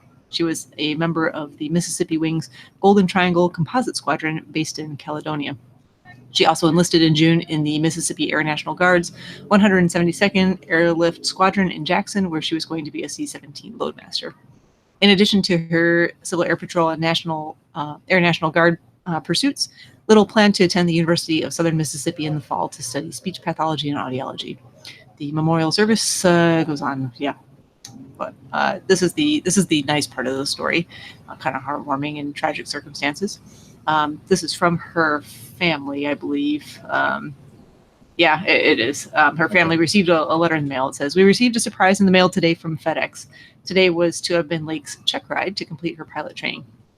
In addition to gaining her heavenly wings this week, she received her FedEx pilot wings as well, which was her goal-driven dream. She's smiling at me as she would if I ever doubted her, and saying, 'See, Daddy, told you I could do it. Why would you ever doubt me?' Thank you, FedEx, for your compassion." They sent a very nice letter along with a set of their wings to the family of Lake Little, which was very nice, and that was her stated goal professionally to join FedEx at some point. Would you like me to read the letter? Sure. Dear Mr. and Mrs. Little, Layton, and Patton, on behalf of the 5,000 pilots of FedEx, I would like to offer our sincere, deepest sympathies in your time of grief. A fellow captain at FedEx made me aware of Lake's desire to fly with us someday. While we will never have that privilege, I wanted to reach out and let you know she was on the right track, pursuing a dream centered around a love for aviation, which few people can fully understand. As her family, I know you did understand, and I know that professional pilots around the globe would join me in applauding her love for flying. Her courage, determination, and persistence were the exact qualities that make the best pilots, and it is with deep regret I learned of her accident, as her loss is a loss for all aviators. My kindness, personal regards, Captain Robin Sabasco, System Chief Pilot, Managing Director, Flight Operations at FedEx Express. And they enclosed the FedEx pilot wings. Very, very classy on the part of FedEx. I Well really done, like that. Captain Sabasco. That's a great letter. Yeah. And, you know, I've got tears in my eyes. yeah. Mhm. And when I was reading this, I was thinking, this is so appropriate because people that love aviation we're surrounded by how many hundreds of thousands of people here at Oshkosh this week that are just crazy about aviation. And she was amongst those who had that passion. Absolutely. And I mean, very tragic, obviously very young, but she was very driven for someone of her age. A lot of accomplishments already. And it's just a shame. So. All right. Item 4. Hi, Captain Jeff. Or do you want to read this one, Dana? Hi, Captain Jeff. And there's a monster inside you. Let it out. No. Leaning forward to get to the microphone. Put pressure on my belly. This time when you read it, say, "Hi, Captain Dana." Oh my God, kids don't laugh. It's just a range of emotions here for Dana. He had tears in his eyes of sorrow, and now it's joy. Hi, Captain Jeff. I was recently on a business trip to Minnesota and got the opportunity to fly Acme from Minneapolis back to San Jose. I flew a 737-900, and there was There. yeah, like what's And an happening, A319. and there in an A319 back to Minneapolis. I got up close and look at the MD-88, and I have a question that hopefully you or Dana can answer. I consider myself an informed av geek, but try as I might. I'm reading an angle here. I know. Try as I might, I could figure out. It's okay. Don't mess up your. There, that's actually much better. Okay. But try as. Let me start that over. Start that sentence. Dana can answer. I consider myself an informed av geek, but try as I might, I couldn't figure out where they keep all the coals that the non-flying pilot has to shovel into the burner. I can't stop laughing to keep the Mad Dog in the air. Also, do you have to buy your own shovels, or are they provided by the airline?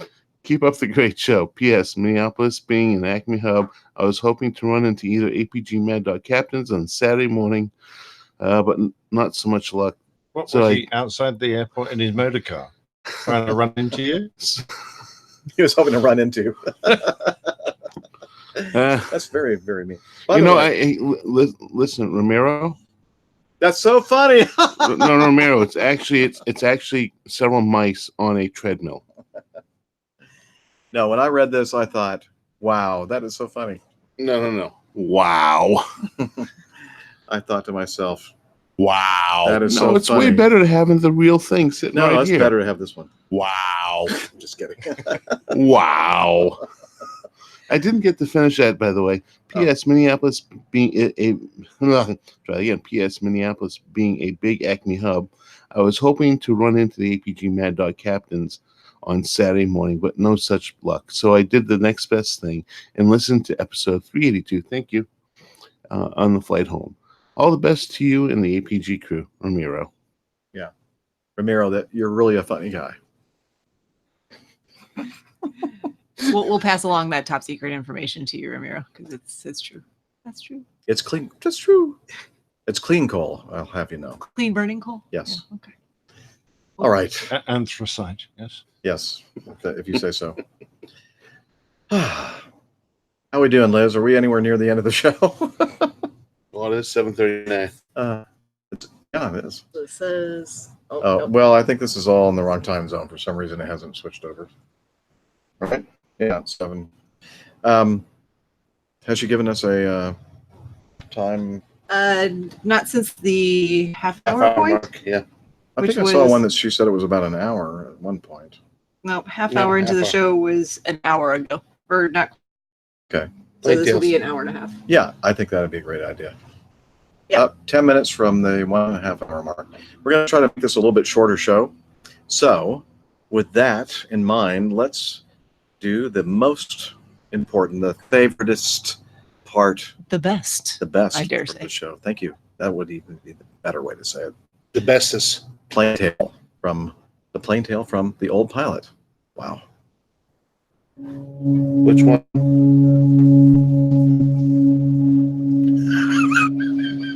The old pilot's plain tales. Kill him, kill him, kill him, kill him. This story has graphic references to violence and injury and may not be suitable for all ages. Please use discretion if you're playing it to a young audience. After many years of flying, I've always considered the flight deck a place of calm efficiency. It's a classically professional environment where voices are rarely raised, and even during the most trying of situations or worrying emergencies, the crew work hard at controlling their emotions, staying cool and composed. The voice recorder transcript of FedEx Flight 705, however, is far from calm. It reveals one of the most terrifying situations on a flight deck that I can recall, and it makes chilling reading. It's April 1994, and as Captain David Saunders, First Officer Jim Tucker, and Flight Engineer Andy Peterson climb into their aircraft, they see another pilot, Auburn Calloway, a jump seat passenger, already on board and occupying the flight engineer's seat. He wordlessly vacates the seat to get into the jump seat. Nobody comments on his lack of protocol or the fact that his only baggage is a guitar case, which he keeps on the floor near his feet. However, during his pre-flight checks, the flight engineer, Jim Tucker, notices that the circuit breaker for the cockpit voice recorder was out, cutting power to the device. He resets it, but after stepping off the flight deck for a few minutes, he found it had popped out again, or so he thought. He resets it a second time. The crew are 3 ex-Navy pilots and brought in as a replacement for the original crew, which Calloway had been part of, because they had exceeded their flight hours earlier. Had they not done so, the conclusion of this story might have been quite different. The new crew were big, fit men, the oldest being the captain at 49 years of age. Auburn Calloway was also ex-Navy and a martial arts black belt. He had achieved much in his life. It's no little thing to qualify as a Navy pilot, but since leaving the service, things hadn't been going so well. Although he had a good job with FedEx, Calloway hadn't made the progress he wanted. His marriage was on the rocks, and he had been called in by the company to face a disciplinary hearing over claims that he had made concerning his Navy flight hours in his hiring documents. It's possible that he thought this hearing might end his career. Calloway had recently taken out a $2.5 million life insurance policy, which, combined with a death in service payout from FedEx, meant that should the aircraft he was traveling in crash, his ex-wife and children would receive a very large payout. In addition, Calloway had transferred over $54,000 in securities and cashier's checks to his ex-wife. This was undoubtedly to ensure that his family would be financially secure should he die. Believing that his life was in ruins, Calloway had hatched a plan, and it involved the contents of his guitar case. Not subject to the security checks that we now take for granted, Auburn Calloway had secreted in the case an odd selection of tools: 2 club hammers, 2 claw hammers, a spear gun, and a knife. For the operating crew, the flight started just as it had done many times before.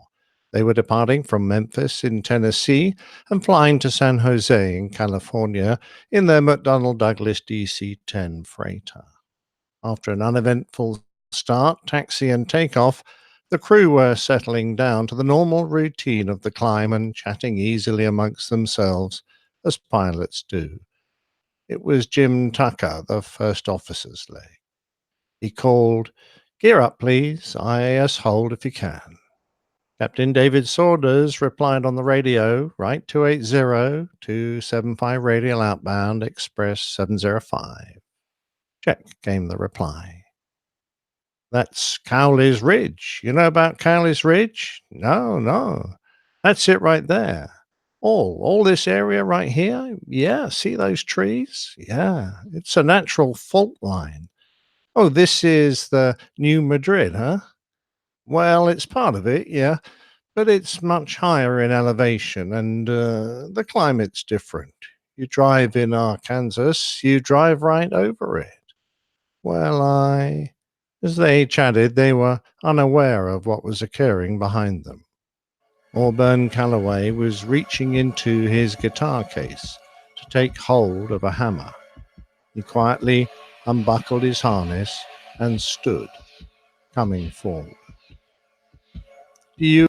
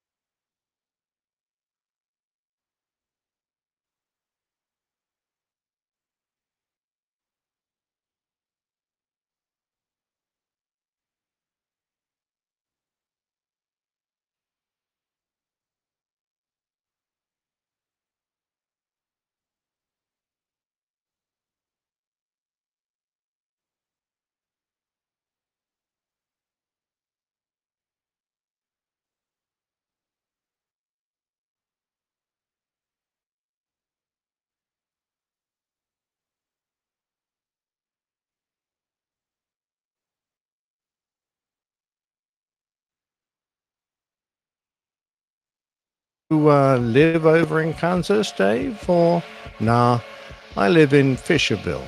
Oh, Fisherville, great spot. At this point, around 15,000 feet in the climb, the lives of the 3 crew members changed forever.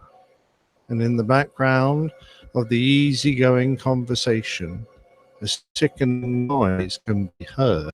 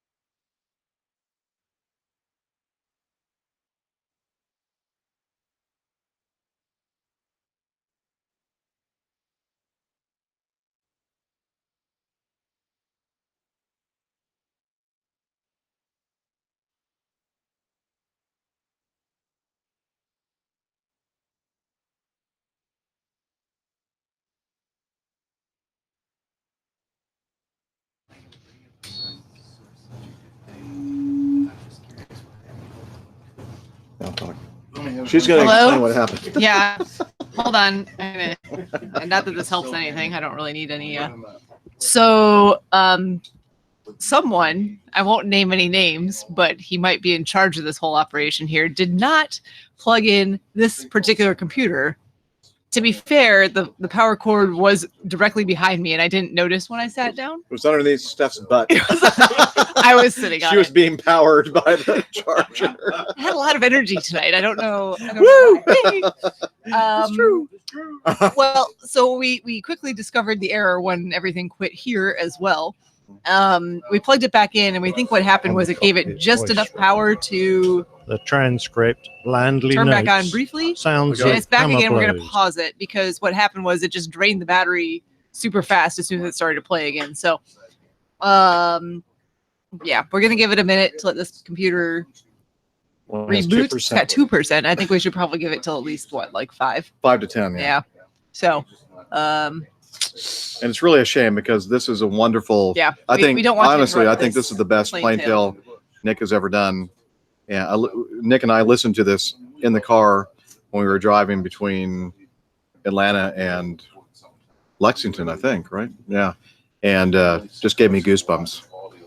Yeah. So we are Or- going to continue playing it. There are 17 minutes left. No, 11? No, 6 minus, so yeah, about 11. 11 minutes left. I'll probably back it up a little bit so that Yeah, so just in that, case we missed anything. yeah.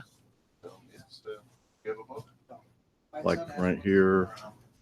So like, yeah, 11:35 left.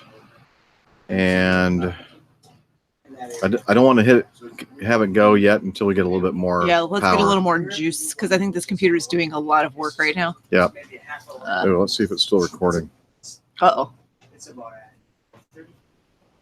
Yep, it is. Yeah, okay. Oh, wait, no. No, No, it it's quit not. recording. Oh, shoot. Okay. So we're going to fix that. So entertain yourselves for a moment. Let's see. I'm so glad that Nick was off Right camera for Yeah. that. Oh, let's see if it's still recording. What does this Uh-oh. say? No, I'm not. That's fine. Okay, I'll fix it in post. Is it recording again? Yes. Still only at 2%. It's very funny, Armando. Did you guys bring food? Just alcohol? Uh-huh. Yeah. Yeah, we brought food. We're There's, eating it. there's food. Yeah. We're eating celery and Hummus. garlic hummus. It's actually caramelized onions. Oh, caramelized onion hummus. Oh, that's Yeah. even better. Yes, Craig, we will back it up a little bit. She said. Hey, Evan, where are you? Are you here in Oshkosh? Come join us.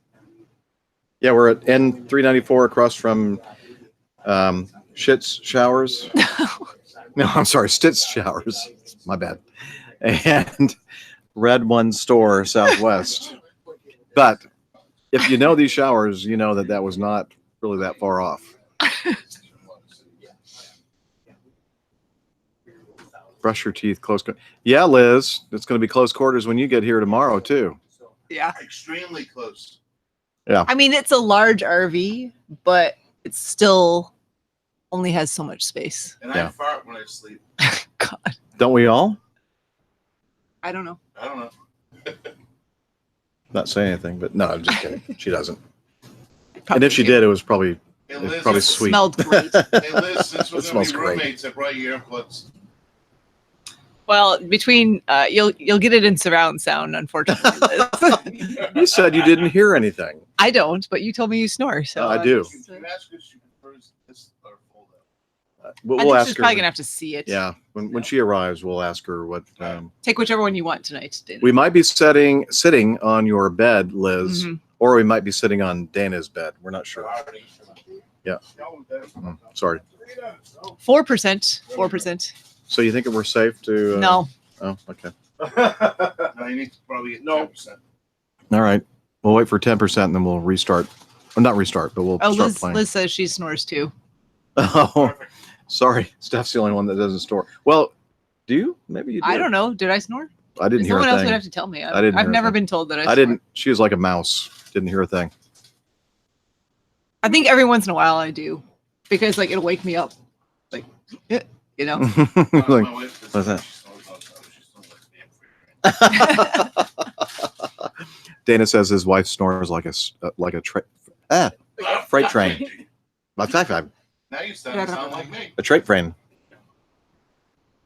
Jeff, would you like me to make you another drink? I think maybe I'm okay. Oh, I can't. Jeff, that's it. Wait, we'll turn up the.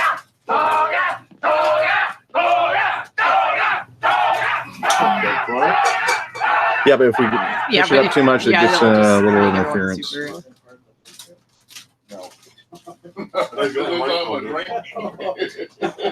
That's what she said.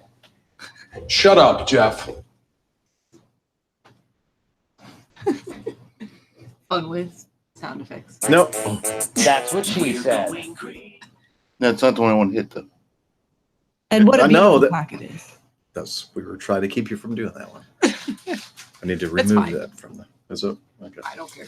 Okay. I mean, you've only been playing it for like 4 years now, so that's fine. Really? That long? No, like 2, but still. That's a little delayed. Here, wait. Do it again. That was very good. Good timing. I think Nick's getting hungry. Why is this guy yelling at us? I don't know. I think we could probably try 7%. I'm just gonna. Well, you said 10. Dana said 10. We said 5 to 10. Okay. 7? We're gonna go for it. Reasonable? The one that got bit. All right, here we go. Is much recovered. Much.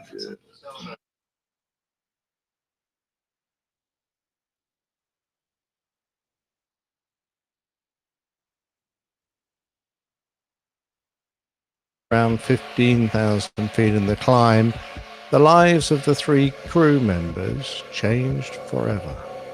And in the background of the easygoing conversation, a sickening noise can be heard on the cockpit voice recorder.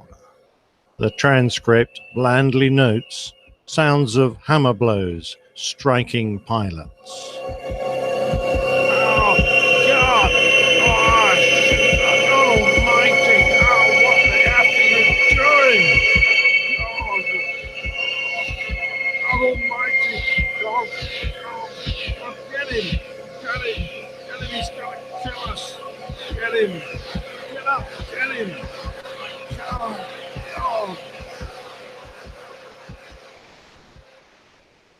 All 3 crew members had been struck over the head with multiple hammer blows. The flying engineer was closest to the jump seat and he had been attacked first with a vicious strike that fractured his skull and severed his temporal artery. Calloway then attacked Jim Tucker, the first officer, with a full backhanded blow that punched right through his skull. Turning to the captain, Dave Saunders, he struck from overhead, but fortunately the hammer deflected off a metal guard on the overhead panel, slightly lessening the first blow, but it nearly tore his ear from his head. Saunders tried to fight him off, but strapped in he couldn't do much, as Calloway bludgeoned him again and again, knocking him nearly unconscious. During this sustained attack, Calloway flailed about with the hammer, inflicting gruesome injuries as the crew did their utmost to fight him off. Despite what had happened, all three were desperately defending themselves. Dave Saunders shouted, "Get up, get him!" but the flight engineer was unable to move. Calloway retreated to get the spear gun, and when he returned, he spoke for the first time. Sit down, sit down. Get back in your seat. This is a real gun. I'll kill you." Despite having difficulty seeing and hearing little but a loud ringing in his ears, Andy Peterson is the closest, and he lunges forward, grabbing the barbed tip of the spear gun. Dave Saunders is up and out of his seat, helping Peterson, so Tucker is the only one at the controls, and he takes radical steps. He heaves the huge airliner into a climb and then rolls the aircraft steeply over onto its side. Fighting for the spear gun, all three men are thrown off their feet and they tumble back out of the cockpit. The flight engineer has been severely injured and his blood is being splashed about, turning the aircraft into a scene more akin to a charnel house. Both he and the captain are fighting hard, but starting to lose to the uninjured Calloway. The aircraft's warning system is continuously alarming. Bank angle, whilst Tucker shouts encouragement to the engineer.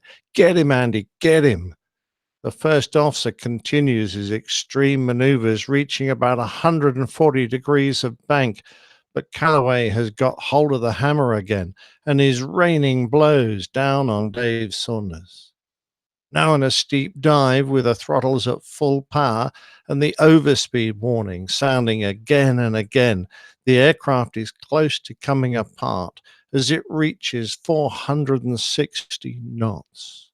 The noise of the airflow around the cockpit is deafening, and the wings and elevators are starting to flutter. The controls are no longer responding, and Jim Tucker has a problem. The damage to his skull has rendered his right arm unresponsive. Flying with his left hand, he can't reach the throttles unless he lets go of the control yoke. The airspeed indicator is now off the clock, but he takes a gamble, releases the controls and pulls the throttles back. Eventually, he heaves the aircraft out of the dive and keys the radio. Center, emergency, center, listen to me, Express 705. I've been wounded. We've had an attempted takeover on board the aircraft. Give me a vector, please, back to Memphis at this time. Hurry. In the background, the desperate struggle is still going on, and Dave Saunders is shouting, "Put it on autopilot and come back here." Jim replies, "Keep him back there, guys, I'm flying." "Hurry up, Jim, is it on autopilot?" "No, I got it." From the rear, the captain said, "Put it on autopilot and come back here. Quick, Jim." "Okay. Hurry, Jim. Come back here now."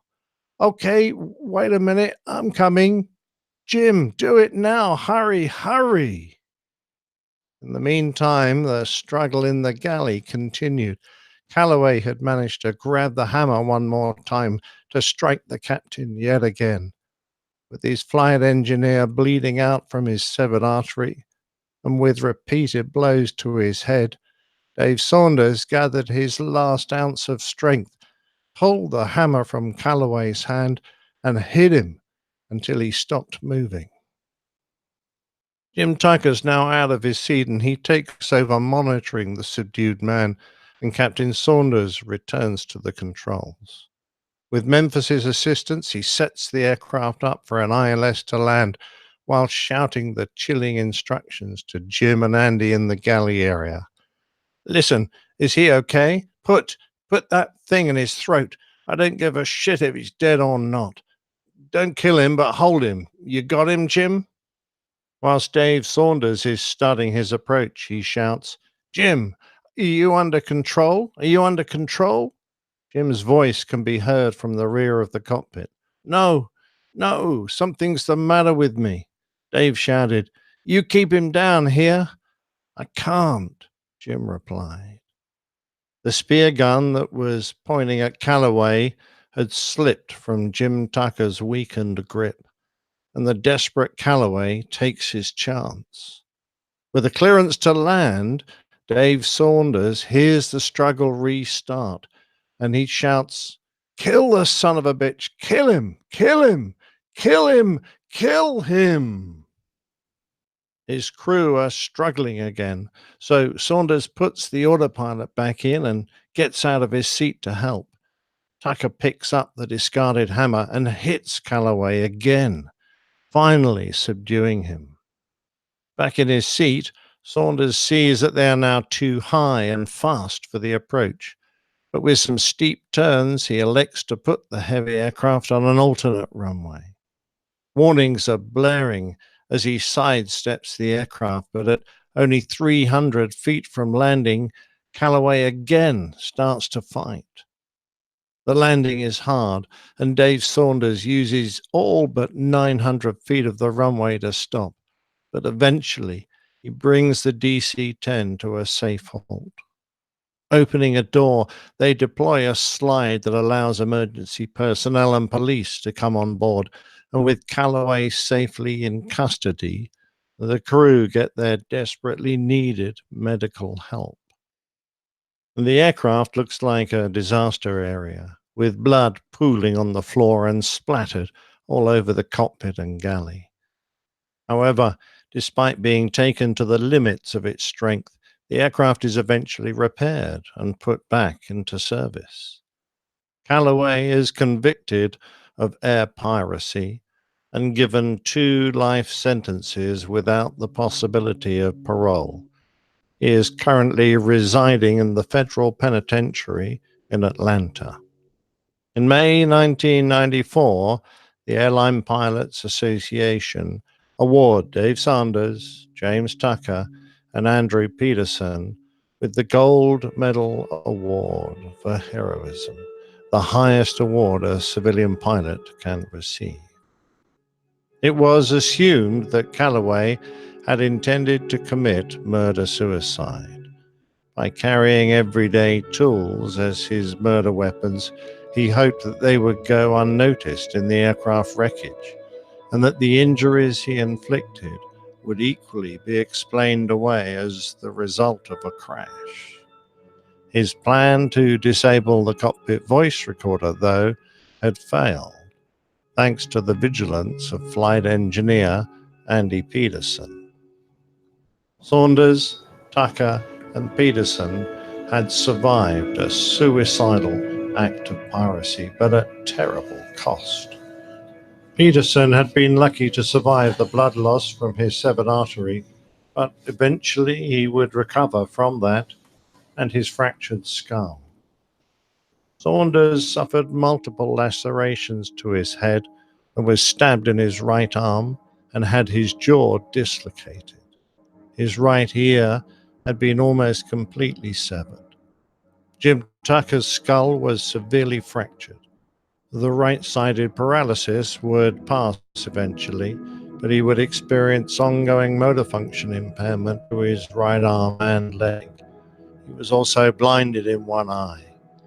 As of 2004, 10 years after the incident, due to the extent and severity of their injuries, none of the crew had been recertified as medically fit to fly commercially, although Jim Tucker has now returned to recreational flying.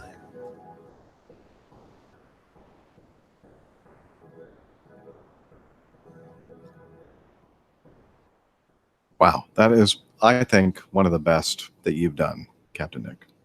Well, that's very kind of you, Jeff. It's a fantastic story. So it's hard to make a mess of a amazing event like that. But yeah, it's very kind of you. Yep, and it's fine. Knowing the story, it doesn't ever get any easier to listen to a retelling of it, especially a very good one. Yeah, I held off for a long time on that one because it's such a well-known story. But I've had so many requests from our listeners to tell it, and I thought perhaps dealing with it more from the cockpit voice recorder transcript point of view than anything else led me into the next plane tale, which is a sort of similar event, and then into the one after that, which is going to involve a little bit about the history of the man who developed voice recorders for aircraft. Interesting enough, I actually have seen one of the first voice recorders ever and data recorders ever used. Remember our friend in Smyrna? Mhm. Right? Yes. John. All yeah. right, excellent. John Bretch, right? So he has actual device in his basement. So And that's the same device they're still using today in the Mad Dog. yeah, it is. Well, it's metal tape. Nick, what was that story about? I have no clue. It was terrible. No, a fantastic job, Nick. That's I mean, you always outdo yourself. It's amazing to listen to the work you do. Well, the stories are all out there. All I do is rehash them and tell them. But thanks very much. All right. I think we should move on with some more feedback. Number 5, Sebastian. Before I start, Captain Nick, I'm half British, half French from my parents, so I'm totally on your side, whatever the argument. Well, that's not very logical. Yes, good man. Yes. Yeah, that's okay. Plain Tales is breathtaking, though I apologize in advance, but Boeing! Wow. Wow. Okay. Nick doesn't care anymore somehow. He's not as excited as he was. Actually, I don't think any of us really care anymore, to be honest with you. I just wanted to share my experience with you, even though you don't need another feedback to talk for hours. But hey, that's what APG members love. My aviation career started in France since I was a little boy and wanted to become an airline pilot. My parents were living underneath Charles de Gaulle, Paris, runway 27 right final. And while other boys would be playing football in the garden, I was spending hours watching planes, my nose up in the air. Flight training in the France was and still is very expensive, and at that time you needed an engineering degree and a lot of money to get into flight training. I believe my parents' finances and my marks in mathematics didn't allow me to do that, and instead I joined the Navy to become an air traffic controller. I did that for a little more than 10 years and was assigned to the aircraft carrier Charles de Gaulle for many missions in the Middle East. What an experience. This was one of the best experiences I've had up to this point in my life. And working with the Dassault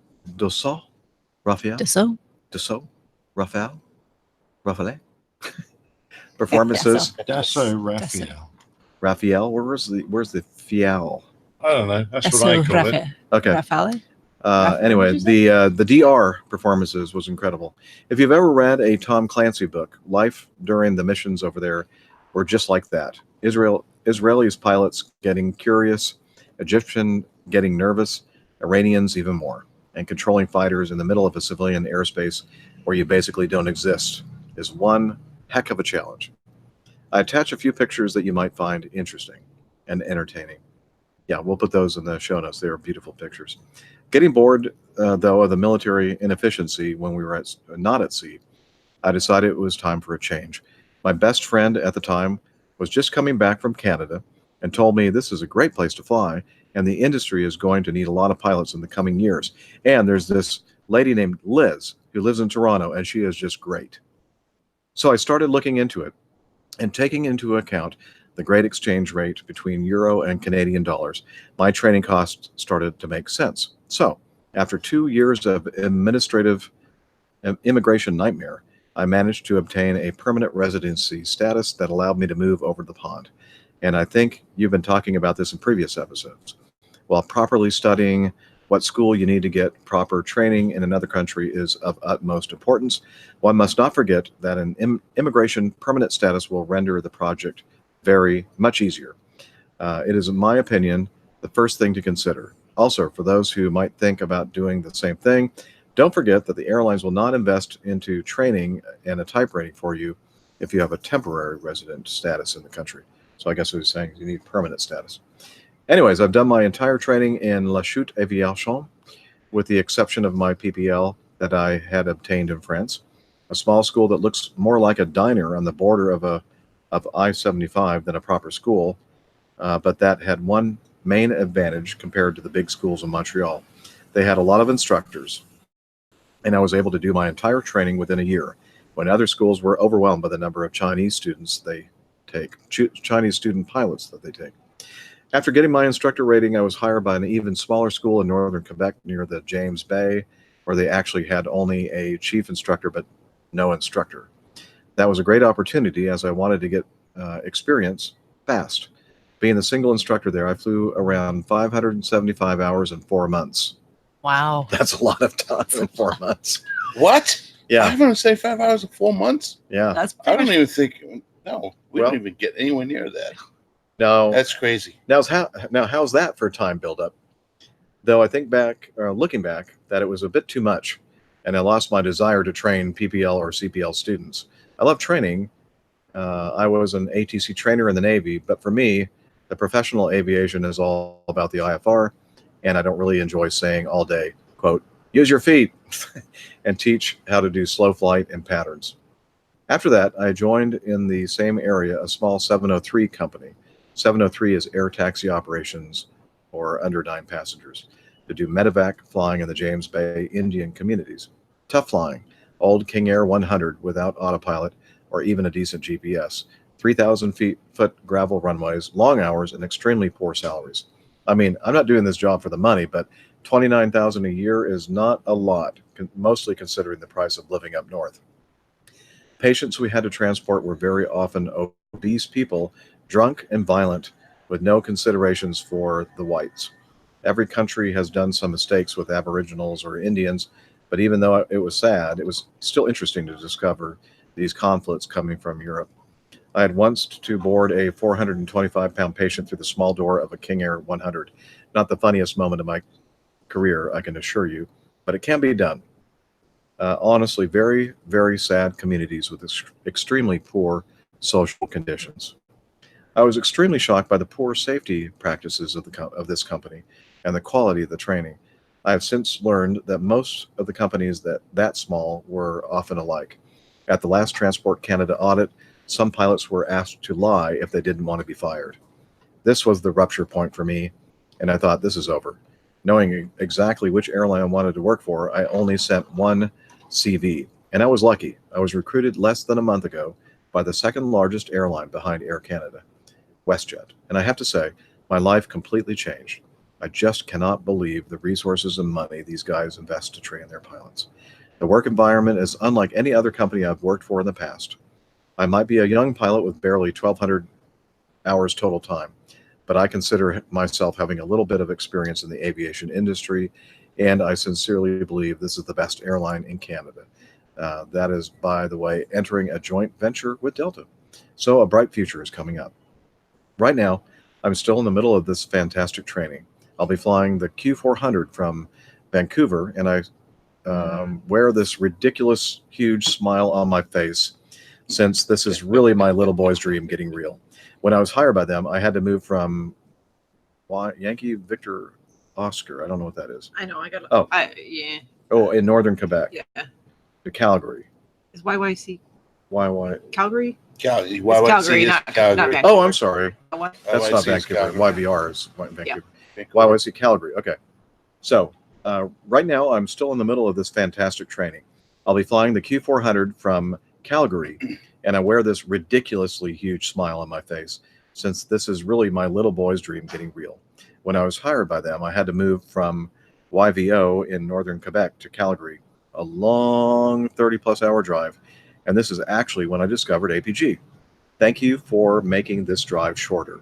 I want to give you guys and gals an enormous applause for the work and dedication you put to give us this great show.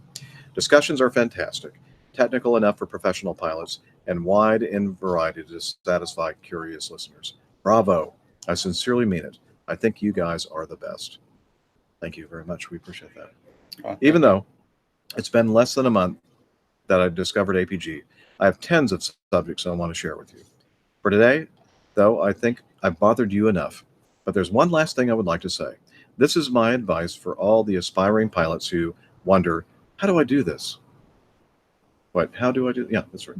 Take all the advice you can from professional pilots. They know it the best.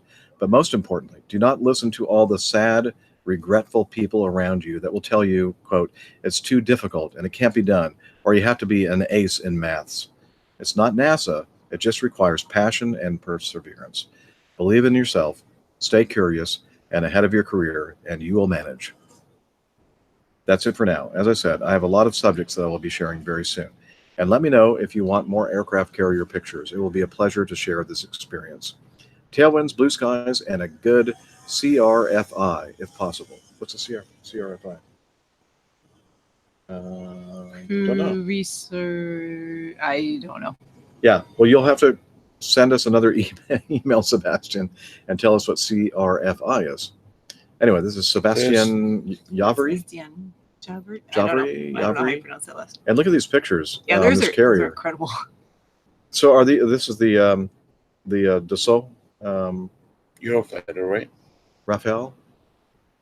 I'm I not think sure. that looks like the Eurofighter. It does look like the Eurofighter. I don't know. What do you think, Nick? No. Okay. These are ships, I'm pretty sure. They're boats. Yes. Yes. Big boats. Aircraft carriers. And that's an aircraft carrier because it's a ship with aircraft on it. That's I don't know, probably a de Havilland something or other. Maybe I don't know. Anyway, cool.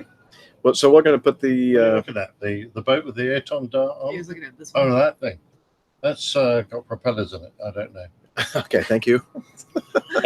Stating the obvious. All right. Well, again, thanks you, Sebastian, for your feedback, and we look forward to hearing more from you. Absolutely. All right. I think Sebastian had some really, really good advice in your feedback. So, thank you.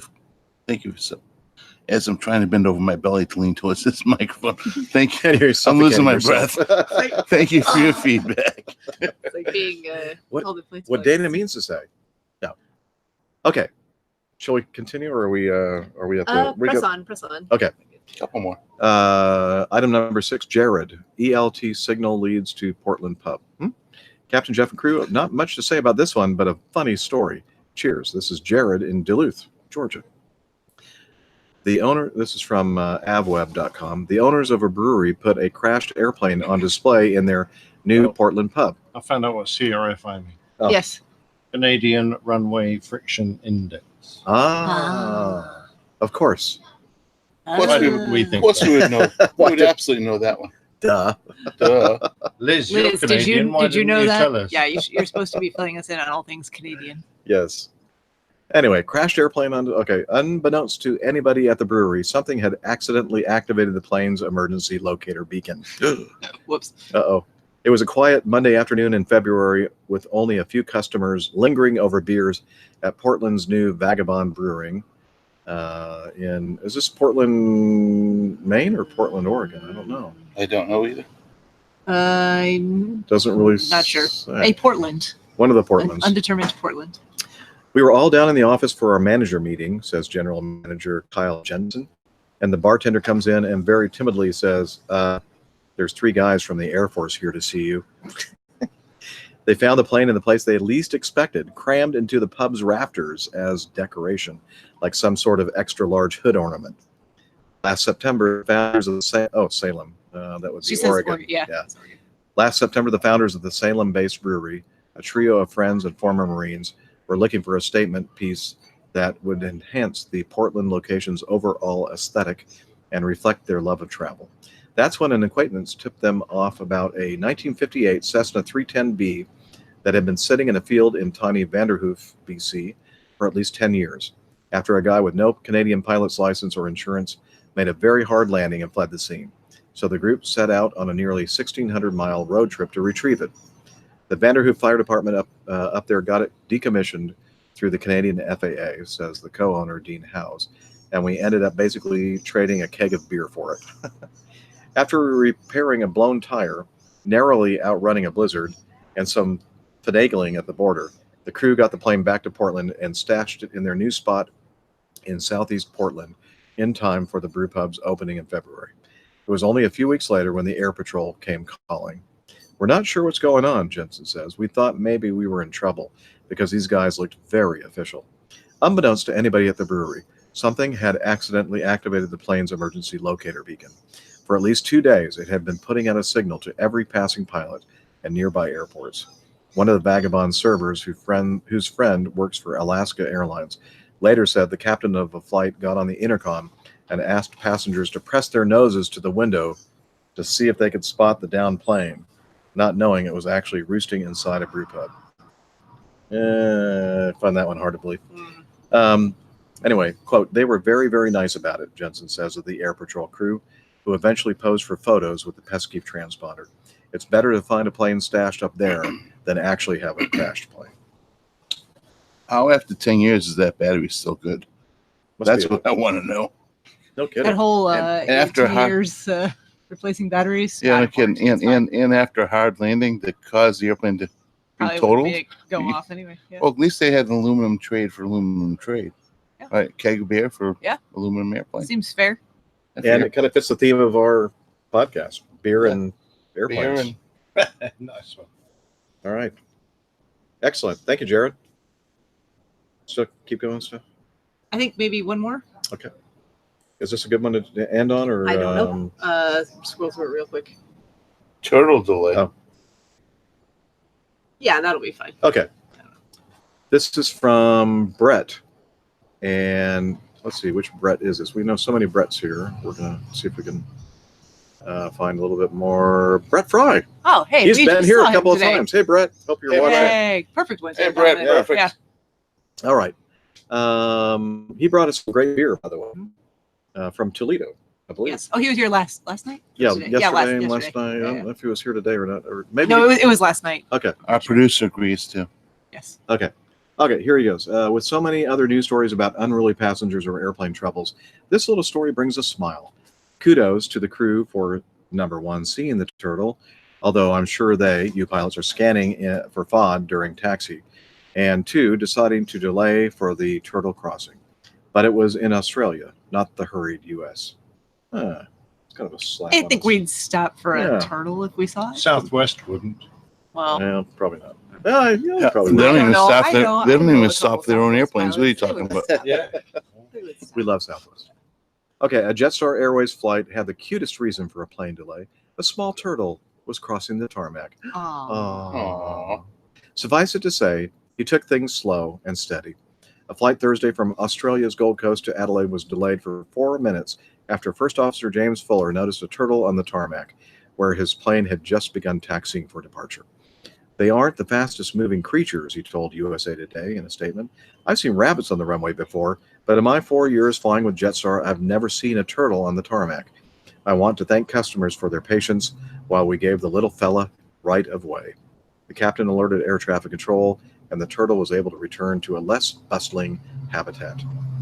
Quote, wanted to give a shout out to our flight crew, who brought the plane to a stop for a few minutes while taxiing at OOL to allow a gorgeous little turtle to cross the runway in front of the aircraft and make his way, yes, slowly, give him a break, it's a turtle, to the creek near the airport fence. Passenger Lachlan Burnett wrote on the airline's Facebook page. Made mine and the other passengers' day to see that. Lovely stuff, JQ pilots. Well played. Excellent. Yeah. So that almost sounds like a show title to me. Turtle on the tarmac. Turtle on the tarmac. I like it. Oh, yeah. Oh, Yeah, I yeah. actually love that. Yeah. Very good. When do I ever pipe up? Never do. Can someone be able to remember that tomorrow? Liz. Turtle on the tarmac. And you got to do it right. Write it down. Tarmac. Tarmac. Tarmac. THMAC. Tarmac. Got it. All right. Well, hey, you know what? It's time for us to end this show. Yes, we know it was shorter than usual. Yes, but it's not a normal show for us because we're on location here in Oshkosh, and there's a lot of stuff going on around us, and we're afraid that we're gonna. It's starting to get dark, and we actually need to cook some dinner. Yeah. So that's really what I came prepared. I've got my headlight. I do too. Oh. Yeah. So And we actually have lights out there too that eliminate Yes. the whole area. Oh, perfect. See, Yeah. See, it doesn't matter too We got much. you guys. But it Outside is the also box. 8:30, and it's time Time for to dinner. eat. All right, with that, if you want to learn more about the show, you know what to do. Head over to airlinepilotguy.com, where you'll find information about the crew, the community, merchandise, APG Live, the Plain Tales site or webpage. What else is there? All the things. All the things are there. Hillel's even here. Oh, what? Is Hillel?